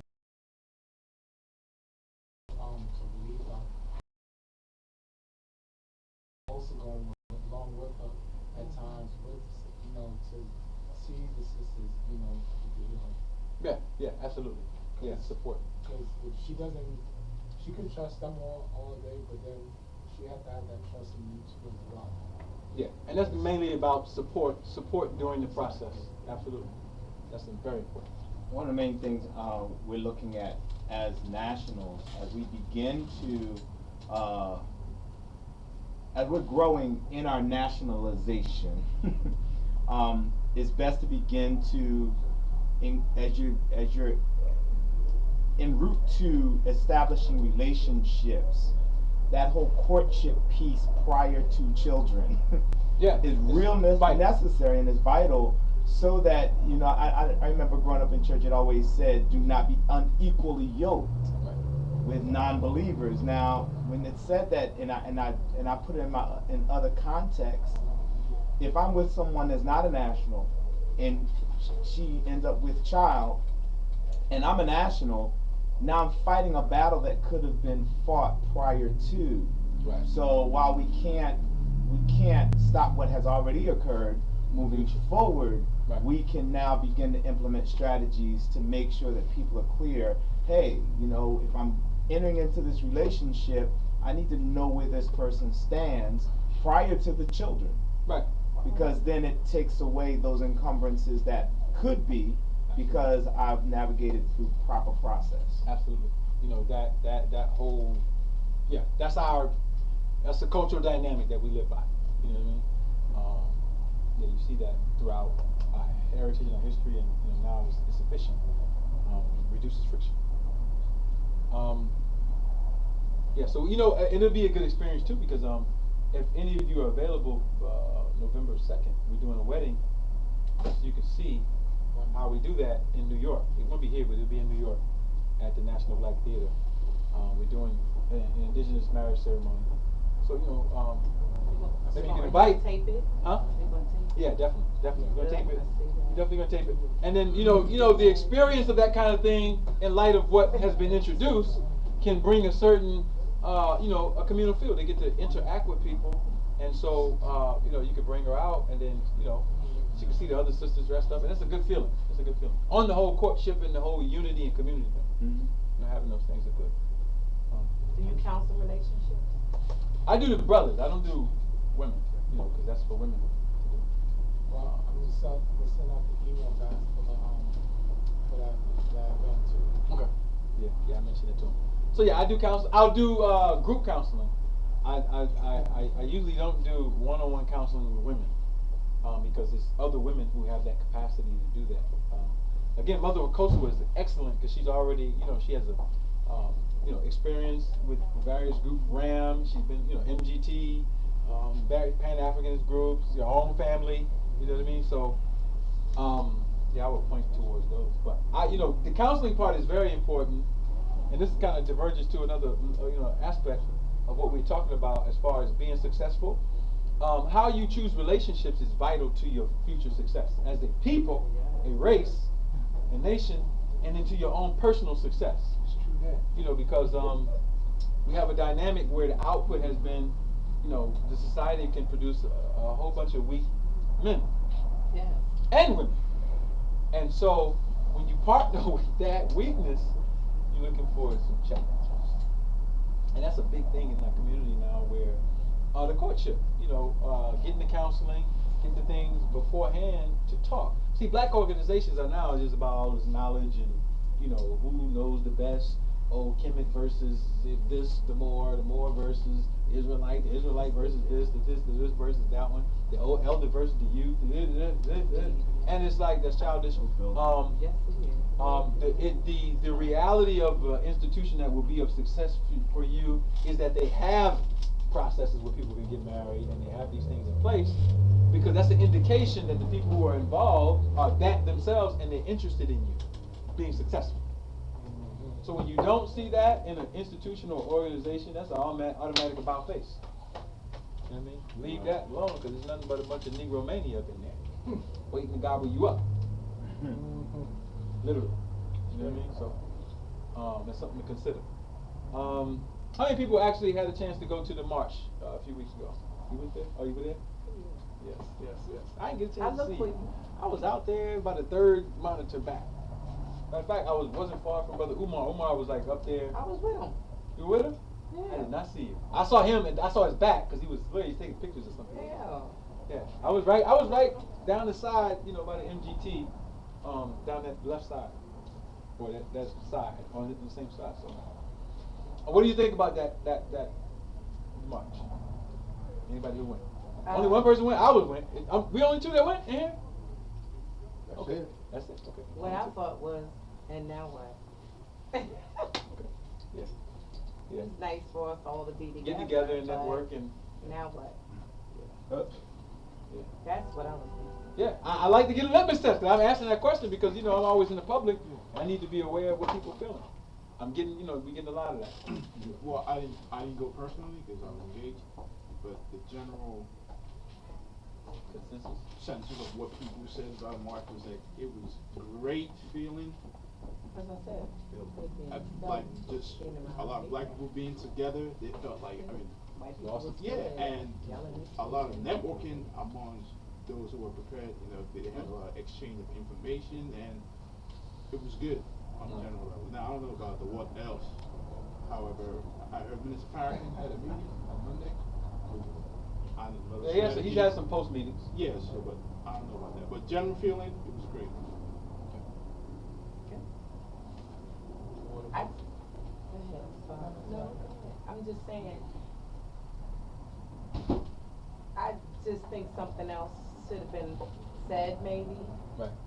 like, No, sister, feel free. I feel the restriction. no, I'm just saying, You know, I think other you're not on things camera. should You're not going to been be done and said. ostracized. I expected something different. I didn't expect to hear, oh, the MGT sisters, they can cook and all that, okay. Like we knew that before I we just came, see right? that. Right. I just felt like it should have been something else that should have been a part of it. Like what you're saying, like this is what we offer here, you know, this is what's gonna happen. Like you know, if you're getting into your organization, you're going to get the military training. You're going, and there's no plan. It's like things done got kind of soft a little bit. I mean. Yeah. Okay. I Hey, listen. think Hey, that's listen. how I feel. Give your honest perspective Today, the on that. women want to kill more than men do. I mean, That's interesting. really. Yeah, that's I mean, interesting. my nephew was just shot down in a wheelchair. I was expecting that. That was your nephew? I texted to you on the. No, I saw the thing. I didn't know that was your nephew. Yes, and I'm here to make sure I get in touch with you because Yeah. I'm trying to get in touch with Malik Shabazz. Okay. But I'm expecting to hear what are we gonna do about the police brutality? What are we gonna do about getting the mothers together to get their children together with all this black on black killing and why it's in that position? Right. You know what I mean? I'm expecting to hear more. Right. Well, I mean, if you pay attention to the theme, and I can honestly say this just for people from being around and having experience, what you saw. Do you have a military? You have a military. I know you have a military type training, Mm-hmm. but I am working on seeing if we can get you a sort of a military school. That's when I say that as to say, a lot of times our children are getting in trouble in school, starting in school, because in Wilmington there have been like 5 groups of gangs that have been killing people for initiation. If a parent see their child going a certain way and they starting to have trouble in school, instead of sending them to alternative schools that's still teaching the wrong type of information, send them to a military school. It's almost like a boot camp in a sense. Right. I mean, would you be willing to have a school just strictly for that? I would be willing to participate because of the projects that I'm on. I probably would have to delegate some other with people your who have people, yeah, specialization. Yeah, right, that. But we do have people who have the type of specialization that I know you kind of engendering. Yeah, and I'd be willing to offer.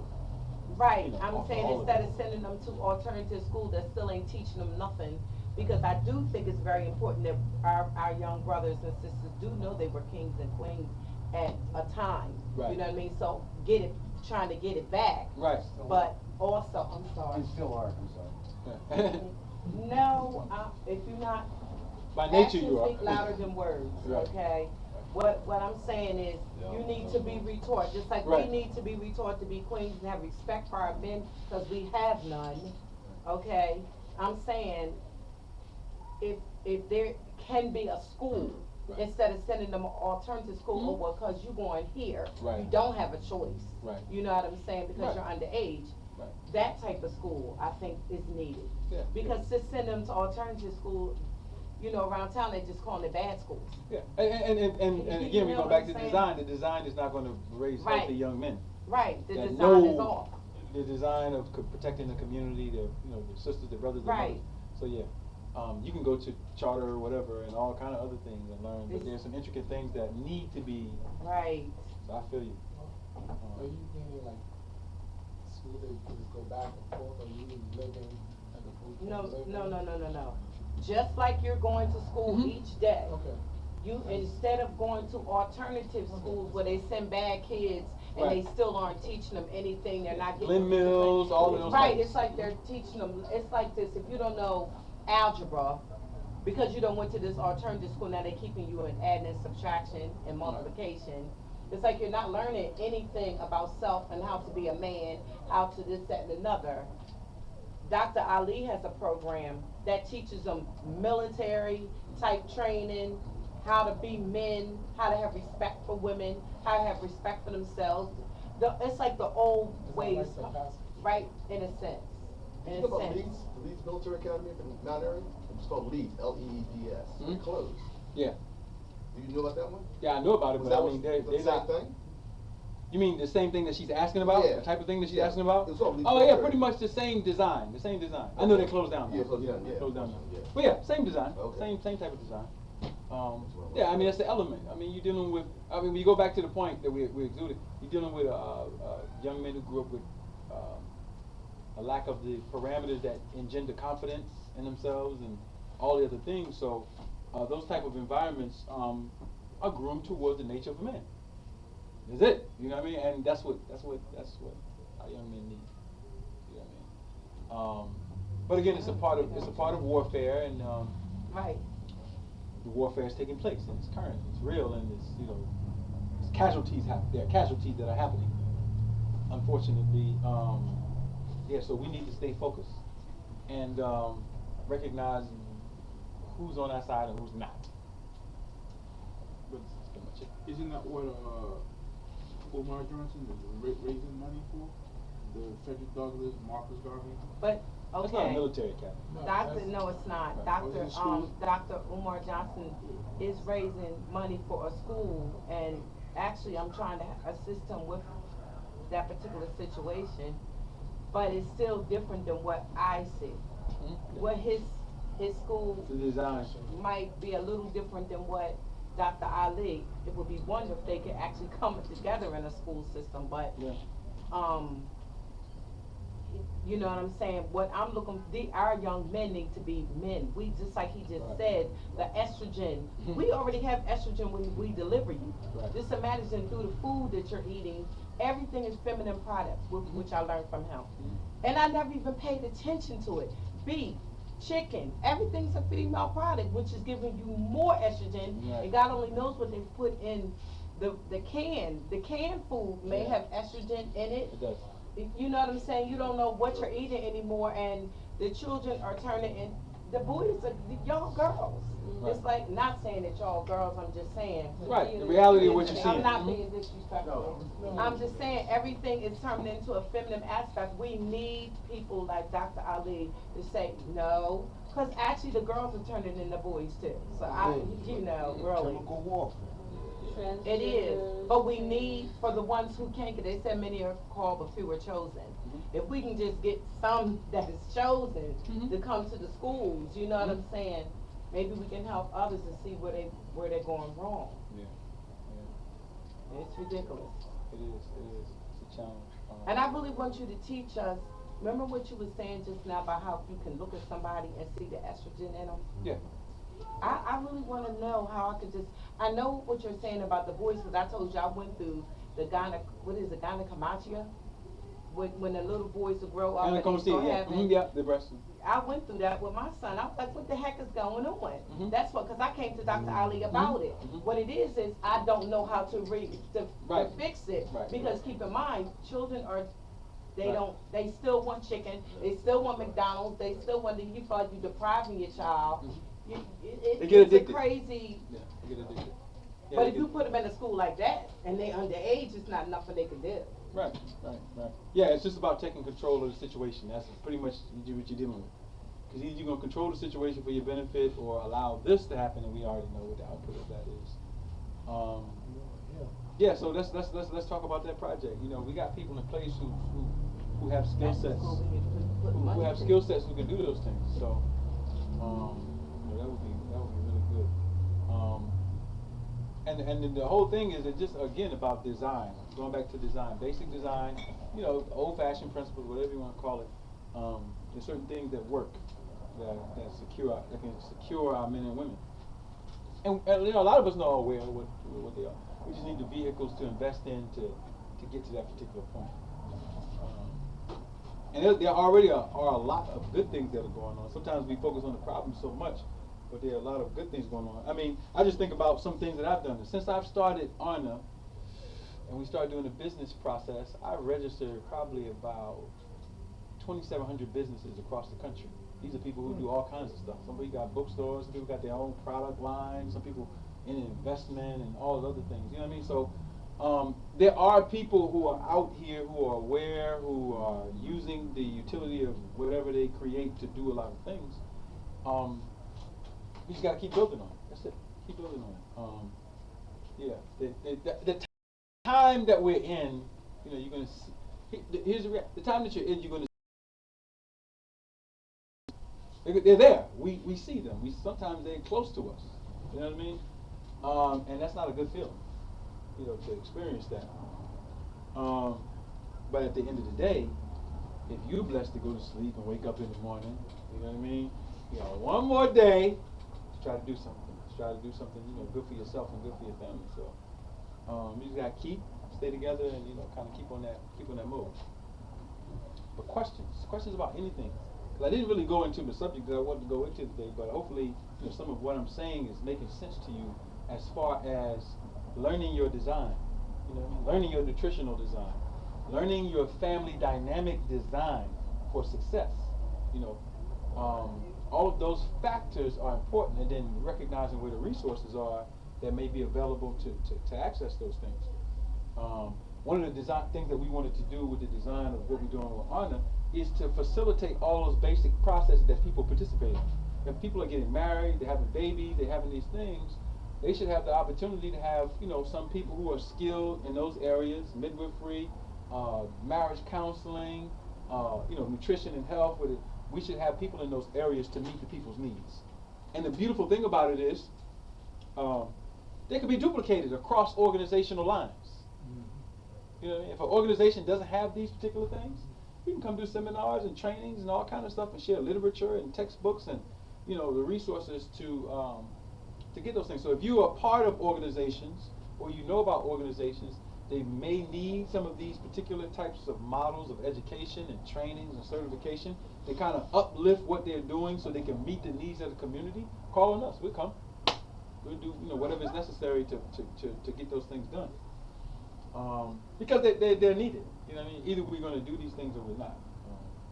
To kind of get over. And we're on crunch lines. I mean crunch times. Meaning that I keep rehearsing this. I'm going to say this again.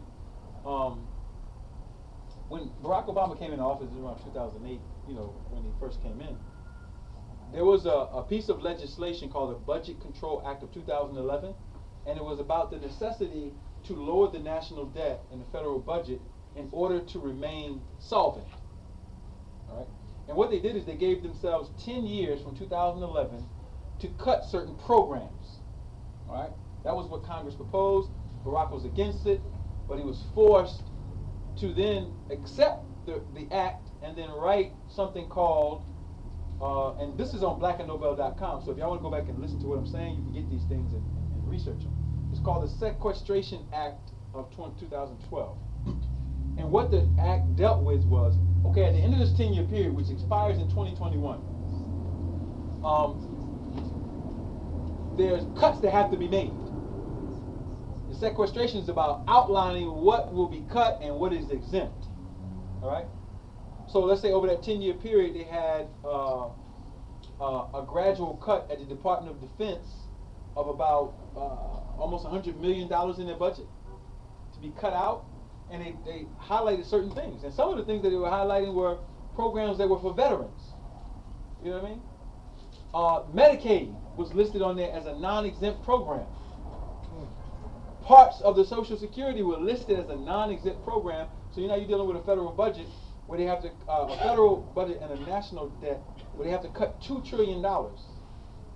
So when you see online sometimes when they posting stuff, or you see on CNN, government shutdown, it's about trying to figure out how to head off the problem that they're going to come up with so-called 2020, 2021, and some of the social things you see and the war things you see with Syria and Russia and other things are about this money or human capital and the issue of the human capital. All right. So we need to recognize those things, and then when we look at the people who have the wealth, they've already put their plan in the program. We need to be clear about that. They could give two shits about America. They could exist without America. You know what I mean? J.P. Morgan doesn't need America to exist. As far as the investments that they have made around the world, they don't need America. Let me say this: they don't need America to exist like the people think America is supposed to exist. Let's use that. All right. So now they've been on the chessboard. They've done a lot of things. You know, they've figured out how to undercut the factory networks by using private prison and prison labor and cheap labor through, you know, this argument about borders. No, they want people to come over so they can have cheap labor. So let's say if you had a t-shirt company and you wanted to manufacture t-shirts, your starting capital is going to cause your price at the end to be higher than some of your competitors because you not tapped into those markets, or maybe you don't even know they exist from production from the start of production. You see what I'm saying? So when you start looking at those dynamics, we have to have the intelligence or even the capacity of said leadership to give over that information and give alternative, you know, guidance about those particular things. How we're going to have to deal with these things is very specific. It's not a lot of, you know, argumentation about it. You can run test models and you find out what succeeds and what fails, and you go with what succeeds. That's it. That's the reality of life. Sometimes it seems real cold, but sometimes cold fusion is necessary. If you understand what I mean. You know what I mean? Sometimes it's necessary. So, community dynamics, you know, in the immediate space that we're in right now, like Black and Nobel and the things that they're doing in the community, continue to support these institutions because they create a little window for us to do things. That's right. All right? That's right. And sometimes, you know, it's like a baby who wants to walk and, you know, he's grabbing onto things. Nobody expects that baby to go jump down 3 steps when he's trying to stand up.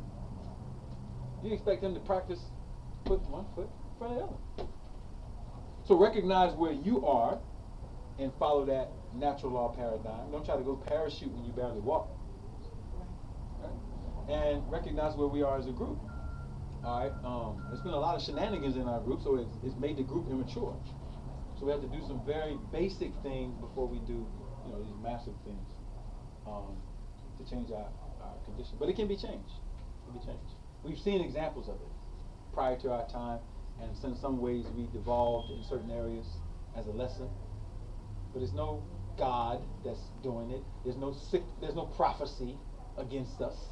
There's no demons and angels and whatever is against us. You know what I mean? None of those things are against us. This is a matter of focus, willpower, and bringing things into existence that we want to bring into existence. That's it. Or not. You see what I'm saying? That's it. That's the beauty of it. We have total power to determine our affairs or not to. So that's the beautiful lesson of life, because life is right real in your face. You can bring about it through intense teamwork, hard work, and putting your minds together, or not. And on the other side of or not, you have some very diligent people who have even learned to tap into your resources to make them work for them. Parasite. So, you know, we could do the same thing. You know, my generation hypnotized white children. We did.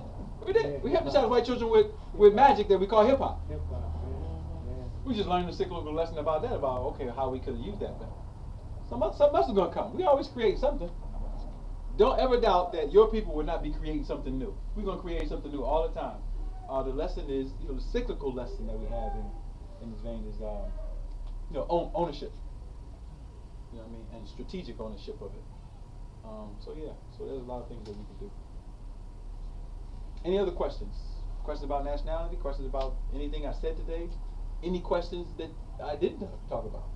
do you give classes still on arthritis and how you get arthritis and what you can do to kind of prevent it or cancer?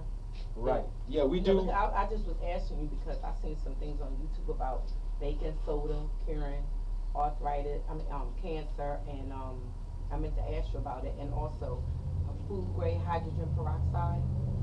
30%. Right. Yeah. I don't know if those things are true, and I just was asking, do you still give classes? Yeah, we do. We give local classes, and then I'm doing a certification right now. Cyclically, I do certifications for people in the community on health. So I'm doing one now, a 10-week one, and then we talk about them in this class too. So yes. And then on the side of answering to the baking soda, baking soda is an ancient remedy that was used in Egypt. It was called natron then, and they would take the salts that would develop at the lake beds and use them as household products and medicinals.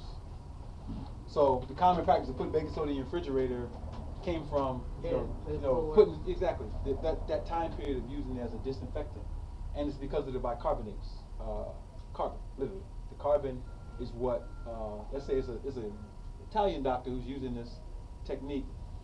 He's using a catheter for people who have internal cancers, if he can reach them, and he's using liquid bicarbonates to kill the cancer. Right. So basically, well, it depends on what the solution. You can't just put some baking soda in a cup and start drinking. No, that's actually what the man was doing. Was putting the baking soda. Was he using like a distillation process or some type of processing, or he just like dumping baking soda? He was putting. I think he heated the water up, put some baking soda in there. He might have put some honey in there too. Okay. If I'm not mistaken, but he took it and he couldn't figure out what it was that he was using that was helping him, because when he found out he had the cancer, he was trying everything. Right. And somebody told him about the baking soda, he just used it, but he never paid no attention to it. He went back to the doctors and the cancer was gone. Yeah, because the body. It was you taught me this before about alkalining your body. Yeah. So is that what it did, and that's why Your body makes sodium bicarbonate, literally in your immune system, and in these areas that you call your lymph nodes, it makes that. So he was adding on to a chemistry that the body already does naturally. So that's why, and with that chemistry, you can neutralize any type of toxins you can think of. So yeah, that can work.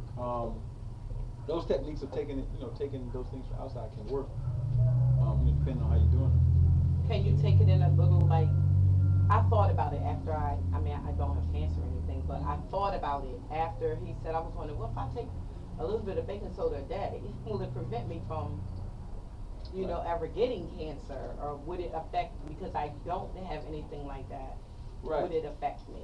Well, you just think about it like this. Let's say you had an apple or a watermelon or whatever. The apple and the watermelon have what you're calling baking soda in it. Because it's sodium bicarbonate. It's a molecular compound that is used by the body, by plants, whatever, for their own immunity. You know what I mean? So I'm saying that to say, you could pick up a cantaloupe. All the carbohydrates are high. They have sodium bicarbonate in it. So you could use that technique, or you could use the other supplemental form where you supplement in some type of bicarbonate or baking soda. Just make sure that it's non-aluminum. Because sometimes you get Arm & Hammer, of course, it has aluminum in it, and you don't want to, put aluminum inside of your body. Of course, that's you're going to not get a problem. $3 box. I know what I tried, like with this lady was talking about. I tried that 35% food grade hydrogen peroxide, Right. which drops in there, and also I tried ozone therapy as well. Okay. And where they make O3 and then they're shooting your thing to just like, because my family suffer from cancer and things like that, so I just try to be proactive, and I was reading about alkalinity and just certain things to help try to prevent any things that goes on in my body. Yeah. Those prevention methods are good. And then, what you can kind of sift through as far as your regular nutritional regimen are things that could be problematic, that could add to the possibility of the factors that cancer could develop. which mainly in society deal with starches and flesh. Oh. Heavy starch diet, heavy flesh diets, robbing the cells of their metabolic activity for your health. Meaning that if you eat an apple or some salads or whatever, you're going to get more energy in your body, and the body is about metabolism, which is what you get, the energy that you're getting from your food, as opposed to some macaroni and cheese and some chicken. Did I get somebody? Yeah. That's all right. Go ahead, Charles. Yes, sir. A friend of mine, his wife, she had COPD and some other, she had a lot of malfunctions going on. I told her that whatever I could bring, if you and anybody from our nation here, that I would turn on to it, because right now she really can't get out. So I was wondering if there's anything I could do to take her or. Yeah, or we could give her, give her some material to take, or we can come visit her. Okay. If they're willing to that, because of her condition, if she wants to, somebody to come visit her, or maybe she, because I hate just giving people bottles of alchemy and stuff like that, which they could take, and it would add on to some things. But if they're doing things that are contributing to the, They are. See, that's where I gotta just pull out my science card and say, we're dealing with laws now. So now, if you're gonna continue to do the things that encumber you, create the issue, there's some choices that need to be made, at least some small ones. We can take out some of the things that are adverse and then implement, some supplementation that could be directed towards helping that situation out. Depending on what it is. I could give her a whole bunch of things, sweepers, alchemies, all the other stuff, but what do you eat? And then maybe I can highlight, all right, well, maybe you take these things out, these things out, these things out, and then what's your stress load like? What in your life is causing your stressors? And then figuring out how to deal with it, in that manner. Well, I think she wants to listen to something other than what she's been doing, because she's been going to these Europeans for a long time now. Yeah, she's feeling the effects of it. Yeah, she is, and I've seen the effects on her. What's the age? Mid-50s to 60s. Okay. Okay, so what I'll inform her, and yeah, and if you gotta come pick up some stuff for her, I'd be willing to give that, and then maybe she can give us a little bit of information on what's going on with her. And if she wants to sit down, we'll definitely be willing to do that. Okay, thank you. Thank you for that. Anything, possibly set up a scan for her too. Yeah, absolutely. You know what I mean? If she ever came to class or she wanted somebody to visit for a scan, Princess Ali can, do the scan for her and then give a full demographic of everything that's going on in the body. Because that is key too, to get that, because you can be dealing with one set of issues and you have multiple things that can be synthesized to see what the core issues are. Thank you. Any other questions? Comments? Any other comments or questions? I'm coming across this new term, candida. Mm-hmm. You're familiar with it? Yeah, I heard it. Can you speak on that, like the parasites, and what do you need to do to get rid of that? Is it really a problem? Yeah, Candida albicans is it's a gram-positive bacteria that is in the body, and it's pathogenic. It accelerates with the continuous eating of anything that has albumin in it, like eggs and milk and flesh and cheese. It proliferates. So if women are finding that candida in their private areas or other parts of the body, it's going to proliferate. You're feeding it.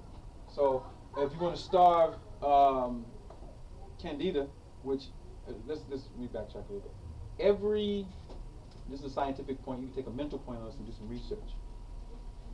Every viral, fungal, yeast, the type of bacteria that candida operate, uses nitrogen atoms and ammonia or types of amine compounds as their greatest tool of pathogenic activity.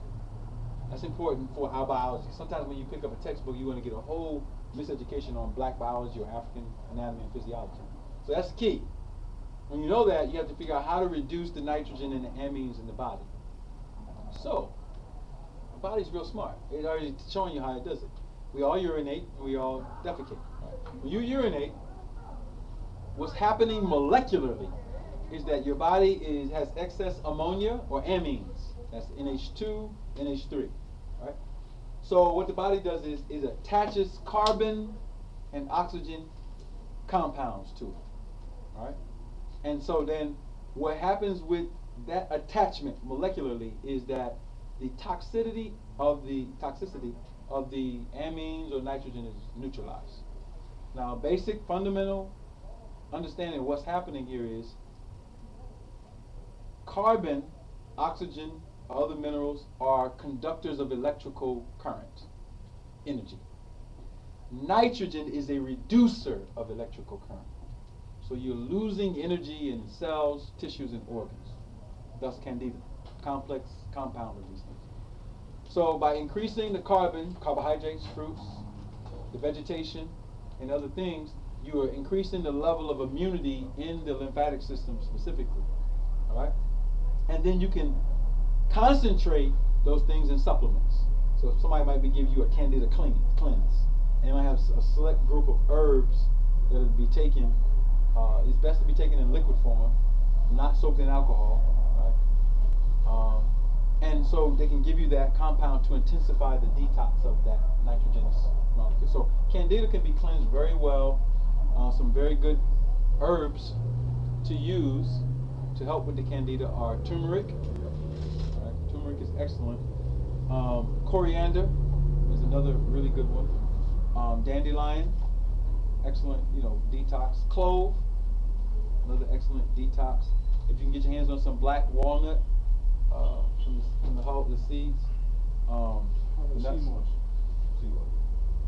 Sea moss is not a detox constituent necessarily. It is a builder. It's a builder. So when you're looking at revitalizing the minerals in the body per se, sea moss is excellent. And you want to get the sea moss from here because it's tropical sea moss. You can go to a store and buy sea moss and it wasn't grown in the tropics or harvested in the tropics. And that means that it's hydrophobic and non-porous, which means you have to cook it a long time to make it boil down, and it's a bunch of spores. So when you get it from the tropical areas, you're getting it grown in a place that has the proper sunlight and radiation to get the nutrition. So sea moss is a builder. Sea moss when you want to get, if you let's say you wanted to fast and you wanted to try to stop you can take sea moss every day and it reduce your hunger because you get in the minerals from that one plant. So concentrate. So the candida, there's different people will put together different supplements, but we have a dietary system that goes from fruitarian and vegetarian to some of the other things, and you can monitor how easy the body can detox some of these things if you're having candida properly. So I came across Dr. Daniels, Jennifer Daniels, I think her name is. I'm not familiar. Okay. She mentioned, and this is going to shock everybody, but she mentioned turpentine. No, it's not going to shock. We have a turpentine treatment. Here. Good. Because I was shocked. Anybody who grew up, we grew up down south. So right. My pop used to soak in it. Okay, right. So about South Carolina, right? So I started doing research on it. I'm like, okay, turpentine. Right here. And what does it do? Oh, okay. It takes out the worms and the parasites. Right. Yes. Within 12 hours. I am a believer. Now the one protocol I found was they said take 3 scoops of sugar cubes. Don't you do? Right. And then leave one half. That yeah, way. You can see her if you ever want interested because Okay. she's a master at Okay. that particular technique. All right. Perfect. Anybody who's interested in that technique, it's an intense parasite detox. Yeah, it does. No, it Yeah, can. people wait. It does, yeah. Because it's supposed to curb your sugar craving, right? Mm-hmm. Yeah. Synthetic sugar craving. Let's qualify that. Say again? I said synthetic sugar craving right, because you right. need sugar. Yes. Sugar is carbon. Yeah. Okay. You know what I mean? That can be tricky if you don't qualify that statement. We're not talking about synthetic sugar and the powders and the flours and all that. Okay. We're talking about carbohydrates, which is Natural. Yeah, exactly. All right. Okay, I have a question for you. Regards to your economic Bible, you mentioned a bunch of strategies that it's like for the nation to use. Now the question I have for you is, when you go out there to the world and they talk about GDP, GNP, they talk about this markers they use to measure economic growth in societies or in economies or in markets. From your own, I have my own view, but your own view, what you think is a market that we as indigenous people should use as statistical models for measuring growth in the country's community or whatever? Well, when you start talking about measuring statistical models in groups of people, you're talking about access to information. So if you're going to do it yourself, then you can develop something called CRM on your whatever you're selling, and you can keep data on your customers. Fluctuations on when people are buying the most, what they're buying. This is individual models. Now, if you're gonna do it on a larger level, you have to get access to the ability to capture the information. That's one thing. So the reason why they can give some of the economic models that they give is because a lot of the spending trends that are occurring, the information either voluntarily given to them or they have access to that through some type of technological device. So you're looking at developing something like that for whatever population that you're talking about. Because then you can see trends. So if we're going to do that, within, domestically within some of our venues, we have to develop the technology. Like, I mean, I'm using some non-domestic technologies that's like PayPal. If I can look on my PayPal and see for over the last 5 years my ups and downs, I could share that with a body of people who will be interested in, the volume of people, because I'm dealing with a specific target market and with certain things. So now, again, you're dealing with the technology and the collection of the data. How you're going to process that. And so a lot of these other larger firms, they have access to paying for gathering the data and processing it for other people who are interested in it, who also want to pay for it. So that's just contracting. You know what I mean? Firms that deal with statistical data and arterial sciences, they get paid to do that. But just for example, how would you measure economic success for indigenous people? Yeah. Okay. I have a client file book, right? Yeah. So my client file book tells me if someone comes to me personally or a jurist, any of our jurists, we keep records of what has worked and what has failed. Okay. You see what I'm saying? So it's just that we have that data internally. So whoever is doing that needs to develop that kind of system. You know what I mean? So we could say, okay, well, if you do a mortgage like this, 9 times out of 10 is going to go this way. If you do it like this, it's going to go this way. If you're going to do it like this, it's going to go this way.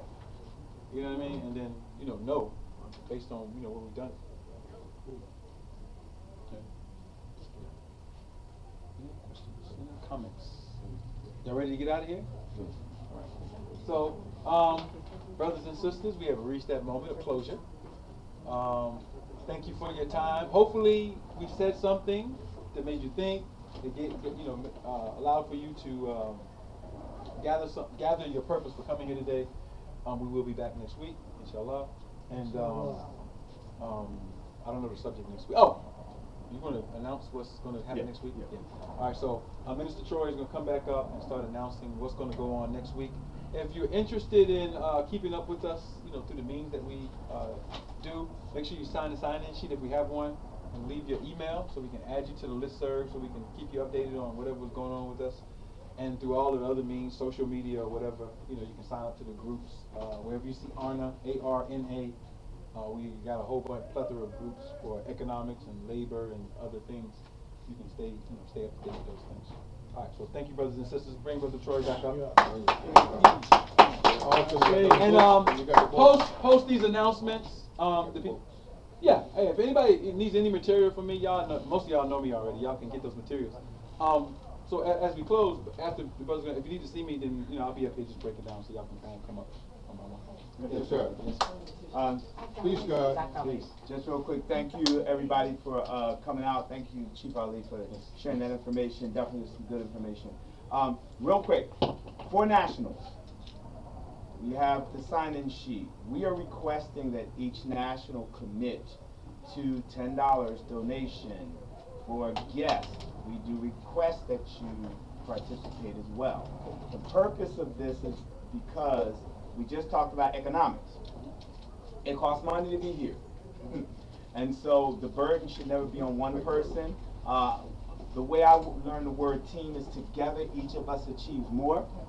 That is the that's the acronym for it. In order for us to grow and to build and to have better and do more, we have to begin to build a base.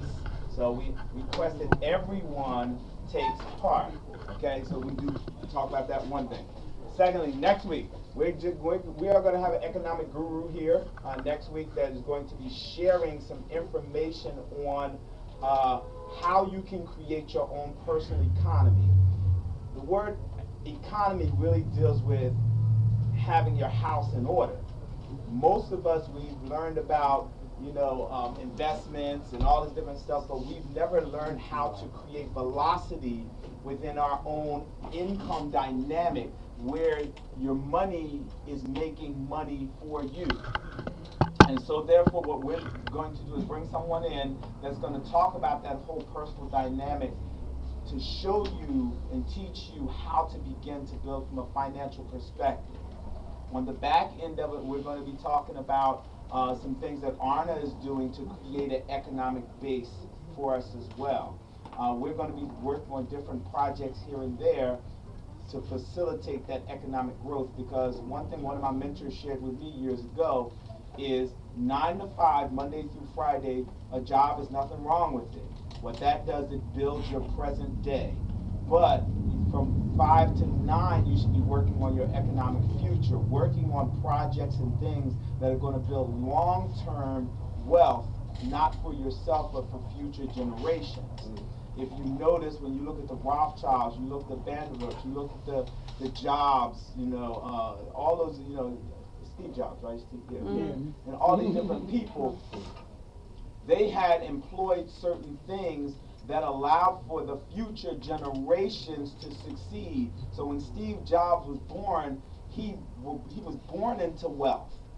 But they learned these principles from us. And then they employed it and then took away the very thing that we had. The thing is that we need to re-engage within these contractual things that create those type of circumstances and dynamics for our families. So we're going to ask that you come out, bring your families, bring your friends. We will be sitting, once we have the event, we will be doing some personal coaching with different people concerning financial resolve and how to create that dynamic for yourself. So we look forward to you being here next week. And regular time, we're going to do 12. 12:30. Yeah. 12. Well, I say 12 because then people are here by 12:30. Right. 12 o'clock. We look for everyone being here, and we'll be sharing. Outside of that, we also are having an event up in New York on tomorrow at the Black National Theater, so we're inviting everyone out. Of course, we're going to have some amazing information. We do have some of our cabinet members here today, so I just wanted to quickly introduce some of them. Princess. Go ahead. Princess, if you could just share a little bit of what you do so people are clear, real quick. Well, peace, family. Peace. I'm a naturopathic doctor, and I can tell you that the things that I've learned since I've been in ARNA, 6 to 7 years of school, there's no comparison. So what I'm doing is being in training under Dr. Ali and trying to gel together information. My grandmother was a naturopathic doctor in South Carolina. She didn't have the degree, but she had the wisdom, of course. And then what we try to do is try to give you the easiest way for healing. Some people they don't even want to take pills. And we don't endorse pills because I've learned a lot since I've been here. But what I do is I try to help you by giving you a salve. If you have a prostate problem, I give you 15 herbs for the prostate in beeswax and shea butter. Okay, all you have to do is wipe it on. and the stuff is going to leave. Wow. We had success last year with getting rid of 4-stage cancer in a New York police officer, and it took us 11 days, and they make him come back once a month since last year, checking for the cancer. It's not going to make the problem, and we try to help you with the eating, because my claim to fame was 9 years ago. I was morbidly obese. I was a size 30. And I lost 256 pounds in 8 months, 9 years ago, on herbs and a change of diet. We broke BET's website every time they aired my episode, but I didn't have the know-all about what happened to me. I just put my hands in somebody else's life. So my naturopathic doctor helped me lose the weight, but he didn't teach me what Dr. Ali has taught me. So one of the things that I love to do is to show people how to change. I grew up in South Carolina on pork, grease. We had our own smokehouse. We grew our own stuff. And I know how to eat fat, but I also know now how to eat well. I became a vegan last year. I lost the weight eating meat. So that tells you that the herbs know their job, whether you're eating meat or not, but your body wants to be its optimum self, so help it along. And so what I do is I help with the scan, I do iridology. If I don't have my machine with me, I can look into your eyes and tell you what systems are out of place, tell you what to take, what to eat to keep yourself, because no one should be on herbs or drugs for the rest of their life. I agree. You eat, you get what you need to get you healthy, and then you maintain by eating right. Right. Okay? So that's what I do. I coach in anything that you need as far as that is concerned. If I don't know the answer, I'll go to the master. Right. Thank you.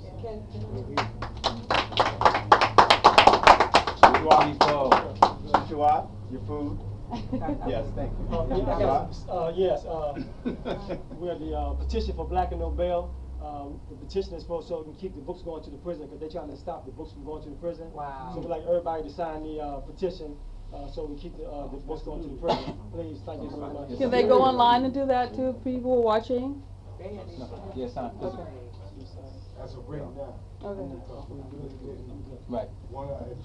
Yeah. Okay. It's cool though. Okay. But Nothing formal. Okay. yeah, because it's going to be illegal. Okay. Right.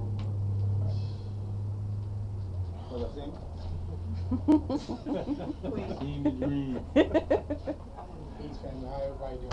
Great. How are you, sir? As far as that, what you can do is give some of our chief ministers a sheet or list or whatever, and they can bring that in their local jurisdiction and get the signatures, and we can always bring it back to you. Yeah, hard Right. Sunday. Are they trying this in every state now? They trying to I don't know. I mean, it's more to it. As long Like I as it's said. signatures. That is a plot against Black and Nobel. homie. Right. So you already know. Yeah, yeah. There's more to it, but I can't elaborate on that. Right. So that's why, You're waking They've been educating the brothers for a Yes. long time and behind the walls. Exactly. So, they really want us out. Right. Based on nothing that we're doing wrong. Right. Right. And we just have to be here to help the Black community. That's right here, that's what ON is about. Help the Black businesses and even protect the Black businesses as well. So that's why I said that, we could get chief ministers, and we can I could take it back to New York myself. We have nationals in New Jersey and all different parts around New York. I could ask them to sign it. We stand behind. Oh, I know, of course. Peace again, once family. My appellation is Asim. Okay. I'm the protocol minister on the executive branch of Honor. And me personally, I'm a person about business. I help put business together. I work on programs to create programs, not just for the whole collective, but to pinpoint certain problems that we have in our communities, and maybe even someday we might have little situations in our government. So my specialty is about business. So he let you mad at you. So again, I help advise, you know, I give personal and private consultation in business, how to create business, or help them out if they need to. And I do some counseling, but I'm not professional. I do it in a social manner, but I'm not qualified for it as if you want to say certified. And Call me when my friend. I have success in it. But again, my specialty is what day is it? Saturday? I help people get their business together, or improve it. I'm a great person when it comes to advertisement as well. So I have a lot of ideas, and even if somebody else is, I come up with ideas like this. But that's my gift. Right? Peace, family, appreciate it. So the weekend is better for the time. Just last but not least, So we go. So that's Tony Moore, that was a nice. Oh, just that was very nice. Yeah. Very nice. So just real quick, my name is Troy. Well, Appalachian Troy Smokes. I serve as the president chief of Sheckler Next.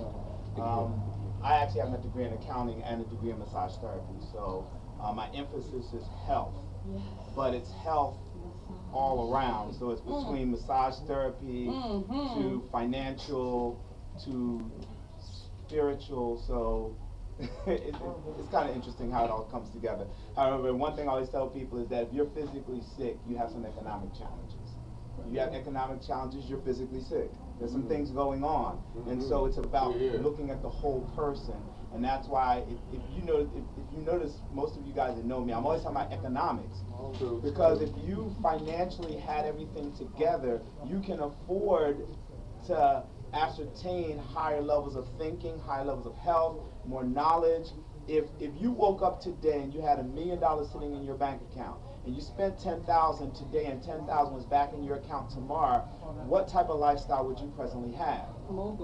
Would you be really thinking about the stresses and woes of today, or would your mindset be on creating for future generations? I was speaking to someone yesterday, and I don't recall who it was. At any rate, we were talking yesterday, and they were talking about how the Chinese build out 100 years for future generations, and now they're even going 300 years for future generations. How many future generations are we building for? 0. Get what I'm saying? Most of us rob Peter to pay Paul, pimp Mary, Joe, and Sue. We're not, it's about today. What am I going to eat today? I'm going to let tomorrow take care of itself. And that's what we were taught based on certain religious principles. Not realizing that within those same religious principles, we're taught that a wise man builds an inheritance for his children's children. So when we look at that dynamic, what are we doing to create that success? So in a nutshell, that's what I do. I help people ascertain physical and financial health. So hopefully that makes sense. With that, we definitely appreciate everybody for being out. We look forward to seeing you next week. Invite a friend, invite a family member. Let's go ahead and pack this place out where we literally have to extend beyond because we're going to be able to really create some change in people's lives as we do it. So with that, you guys have an amazing day on purpose, and we look forward to seeing you next week. Thank you, brother. Thank you, brother. Thank you. She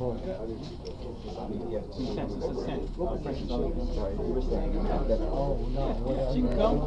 If she comes, it's probably gonna have to be on the weekend. Right, with the phone number and address.